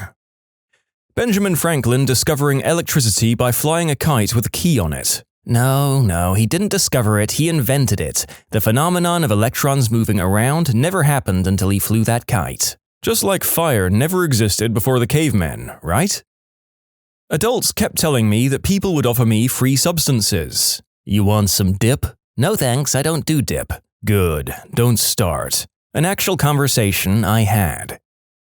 In 7th grade health class, we were learning about pancreatic cancer and the disease's other variants in other parts of the body. My teacher explained to the class that it can be only located on or in major organs. A few seconds after he said that, I raised my hand and said, "My grandpa had surgery to get it removed in his knee. A knee isn't a major organ, is it?" And this teacher thought about it for a minute and realized he was completely wrong and just responded with saying, "I'm not sure, let's move on." Oh crap, the knee is a major organ. We're screwed! Well, to be fair, I'm sure he didn't have it in his knee, but maybe bone cancer in his knee or something like that. I obviously don't know all the different types, but I'm pretty sure it's always on an organ, major or not. Many of you have been trying to correct me that bones are not organs, but apparently blood is not an organ. So if you absolutely need to find a way to correct the statement I said I was pretty sure about, you can cite leukemia. Cracking your knuckles will give you arthritis. I was doing it regardless of that myth. It's not like I didn't believe it, but sometimes you just have to crack your damn knuckles because your hand has a cramp or something. Very relieved to find out it was a myth. Men and women have a different number of ribs. Also some stuff about the Antichrist, but I didn't believe that. That everyone believed the world was flat until Columbus proved them wrong. Additionally, that Columbus went to his grave not knowing that he hadn't landed in the West Indies. If I recall correctly, there's a diary entry written by him acknowledging that what he had landed in was a new continent. I'm literally 100% sure that some Greek dude proved it was round by sticking a stick in the ground and measuring some angles and shadow lengths. Also, Magellan was yelling that the world was like a melon years before Columbus sailed. Was taught about Magellan's yelling in history class in middle school. Apparently Magellan wasn't old enough to do any reasonable yelling when Columbus went sailing. So add that to the list of things taught wrong. Apparently the Greek dude already knew the world was round and was trying to figure out the size of it. Add that to the list. The entire rhyme, which I've now learned is incorrect, was taught to me in middle school. It goes, Columbus sailed the ocean blue in 1492, while Magellan was still yellin' that the world was like a melon. Everything about chemistry. In grade 9, we were introduced to chemistry. Then in the later grades, they were like, everything you were taught was essentially wrong. We did it to simplify things. Here's how it actually is. Then in university, they go, lol, everything you were taught in high school was wrong. It's actually like this. Looking back, I wasn't bad at chemistry, I always did well, but because of this constant flip-flopping, I'm still confused about some of the basics, for example, acids. I remember taking the AP Chem exam, and my sister was in college studying biochem, and I heard her say to her friend, "Gen Chem is a lie." After that, I started searching for clues. I finally got it when, after the unit on ideal gases, I asked why they're called ideal gases, and realized everything we just learned basically didn't apply to real life, but only a very small percentage of things. Or they'd always say, "There's an exception to this rule," and then it turned out mostly everything was the exception to the rule. I was so irritated. Actually, the ideal gas law is a pretty good approximation of the real thing in most cases. You'd be surprised. It isn't wrong, it's just not 100% accurate. However, it is a useful tool for thinking about how gases really do behave, so it's not a waste of time to learn it at all. Basically, it's as though you first learned that pi is equal to 3, and then in high school learned actually it's 3.14, then in college learned really it's closer to 3.14159. Were any of those things actually wrong? Not really. None of those things are totally correct either, but then why would you bother memorizing 500,000 digits of pi? What would that get you, really? I was today years old when I was hit with the knowledge that ideal gases are an approximation of a pure gas instead of how most of it is found. I guess you learn something every week with this job. That you have to round up all the numbers after the decimal point. Example 1.07883666272, round the 0 to a 1, the 7 to an 8, 8 to a 9, etc. That people in slavery were paid, just not very much, and they were given a choice between a penny and a dime, but chose the penny because it was bigger, as if that was somehow less racist. What the frick? It's illegal to sell yo-yos at yard sales. You only use 10% of your brain. Fricking liars. That the ancient Romans had places called vomitoriums where they would go and gorge themselves on food, then spew to make room for more. Gross, right? Kind of like that one scene in Catching Fire. Vomitoriums were actually a sort of hallway designed for spectators to exit the Colosseum and other arenas as efficiently as possible. I never knew that. They did show us pictures of big rooms with a lot of holes around the walls. Turns out those were public toilets. I simply assumed the vomit room looked slightly different, but they printed the wrong picture. Also, so many erroneous pictures in schoolbooks. So many. As a Latin teacher, I constantly have to correct students, teachers, and parents about what a vomitorium is. The most common response I hear is, "But it's in the Hunger Games books." Yeah, those are about a fictional society. That there wasn't any air combat during World War I because the planes were only used for scouting. What about the Red Baron? Didn't a lot of planes back then essentially try to kill each other with handheld pistols fired from the cockpit? In the earliest days, yes. It gets a lot more sophisticated pretty fast, especially with the development of synchronization devices that allowed automatic weapons to fire through propellers. As a teacher, I have a few rules for myself to avoid becoming one of these teachers. 1. Always admit you are wrong about something when you are. It's important for kids to know you're fallible, like everyone else on the planet, and that it's okay to be wrong about stuff every once in a while. 2. Use discussion paired with internet searches to try and find what the correct answer actually is. I teach 2nd grade, so we don't exactly have to go to Google Scholar, but we definitely go over the importance of checking over multiple sources and not believing everything we read on the internet. 3. Teach kids that it's okay not to know something or have a misconception about something. The pursuit of truth is infinitely more important than knowing something outright. Although it's not embedded in our curriculum, I take time every day to explicitly teach critical thinking skills. I actively do this too. Thanks for letting me know that there are teachers who know how to be wrong and how to fact-check and be open to multiple interpretations. You can submit your own stories to be featured here on the channel. The story submission link is in the description below. And if you want to listen to some vibey music in the background, check out easymode, also linked below, and subscribe. George Washington cut down a cherry tree. Also not exactly untrue, but I have no idea why we need to practice recorders. I think recorders are probably the simplest, cheapest wind instrument, and teaching music is healthy, exercising a kid's brain in a different artistic way. Usually this is taught in the 4th or 5th grade, so by middle school they can choose a complicated, specialized instrument and join band or orchestra. That I wouldn't be paid to stare out the window all day. I'm a pilot. My 7th grade health teacher, "Black people can't swim. Their bones are much denser than ours. I've seen black kids jump into the pool, they just sink like rocks." Imagine my surprise when moving away from Union, Indiana. Oh my god, when was this if you don't mind me asking? My health teacher in the 7th grade told us all Native Americans have high cheekbones. If someone has high cheekbones, they're native, like Michael Jackson. Where in the frick are these 7th grade teachers being educated? Is anyone else a bit nervous there's a clan university that we don't know about? Blood is blue when it's inside your body. When I was in 6th grade, the smartest kid in the class told us this. The kid was legit smart in math and was many years ahead of us. I disagreed. Everyone else agreed with the smart guy, even the teacher. I asked how come when doctors draw blood, it's red. He said because there's oxygen in the needle and that it turns the blood red. Fair enough. I then asked how would anyone know it was blue. He said something about vacuums. At that point, the class lost focus. I lost, he won. He is wrong though, and I'm vindicated.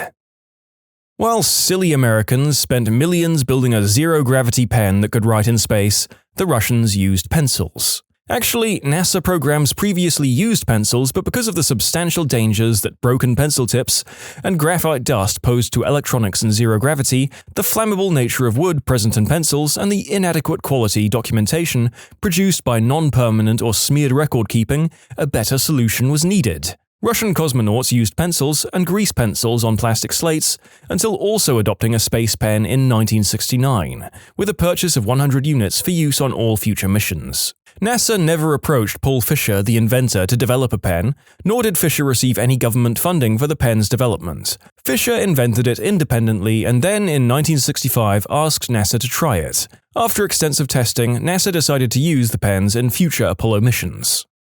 I was always fed this one, with varying degrees of smugness about how stupid Americans were, by my science teachers no less. Turns out the Americans were making a calculated decision to not get graphite in their instruments. That there were different sections of the tongue for salty, sweet, sour, and bitter taste buds. I remember testing this myself once. I took some piece of candy and stuck it on a sweet zone, then on some other zone and thought it tasted exactly the same. Even as a kid, I wasn't sure about the legitimacy of this claim. We did this during Girl Scouts. Everyone was like, wow, it works. And I'm sitting there like, sure. This was a very popular science experiment in schools and youth groups. Probably repeated millions of times and demonstrated the conclusion even though it was absolutely bogus and in fact completely untrue. It should be a warning about the power of assumptions and a reminder of the effort required by scientists who actually do meaningful experiments and get valid results. It isn't easy. Because teachers convinced us that you couldn't begin a sentence with because, I believed it to be true. And they told you not to start a sentence with a conjunction, and that hell would make a special room for you should you decide a proposition would be a good word to end on.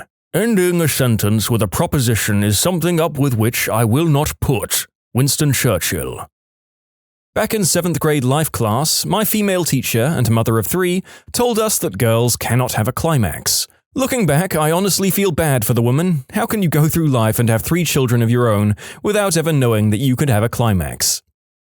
1. Future employers will see how many detentions you've had during school. 2. There are 52 states in the USA. This was a mistake in a textbook, so this was taught to a whole generation of Austrians, probably also Germans. 3. In a geography class, a student asked why the north of Ireland was a part of the UK. The professor replied, because Ireland gave it to the British. Coming from a very patriotic Irish family, this was a shock to say the least. 4. High school students told me how professors in college and university don't help you with anything and you're completely on your own. After explaining difficulty I had with one of my papers to my professor, he gave me the names of about 5 to 6 authors he knows who write on the subject and essentially gave me half my research. Another time, a professor actually loaned me a copy of the book the library was out of, so I could photocopy a chapter I needed for my final paper. Most of my professors would answer questions over email or after class too. In most cases, professors help more than high school teachers. I knew it at the time, but my science teacher in the 8th grade taught that the Big Bang Theory was the idea that the moon was formed by a collision between Earth and a Mars-sized asteroid. I told her this was not the case, and her excuse was that it was simplified so that everyone could understand it better. To be clear, I know that that is how the moon was formed, but the teacher was trying to say this was the Big Bang, like the beginning of the universe, even wording it as such. Yes, the Moon and the modern Earth were formed by a massive impact between proto-Earth and another object called Theia. This is, however, not the Big Bang Theory and was not the beginning of the universe. First year in college, the year was 2000.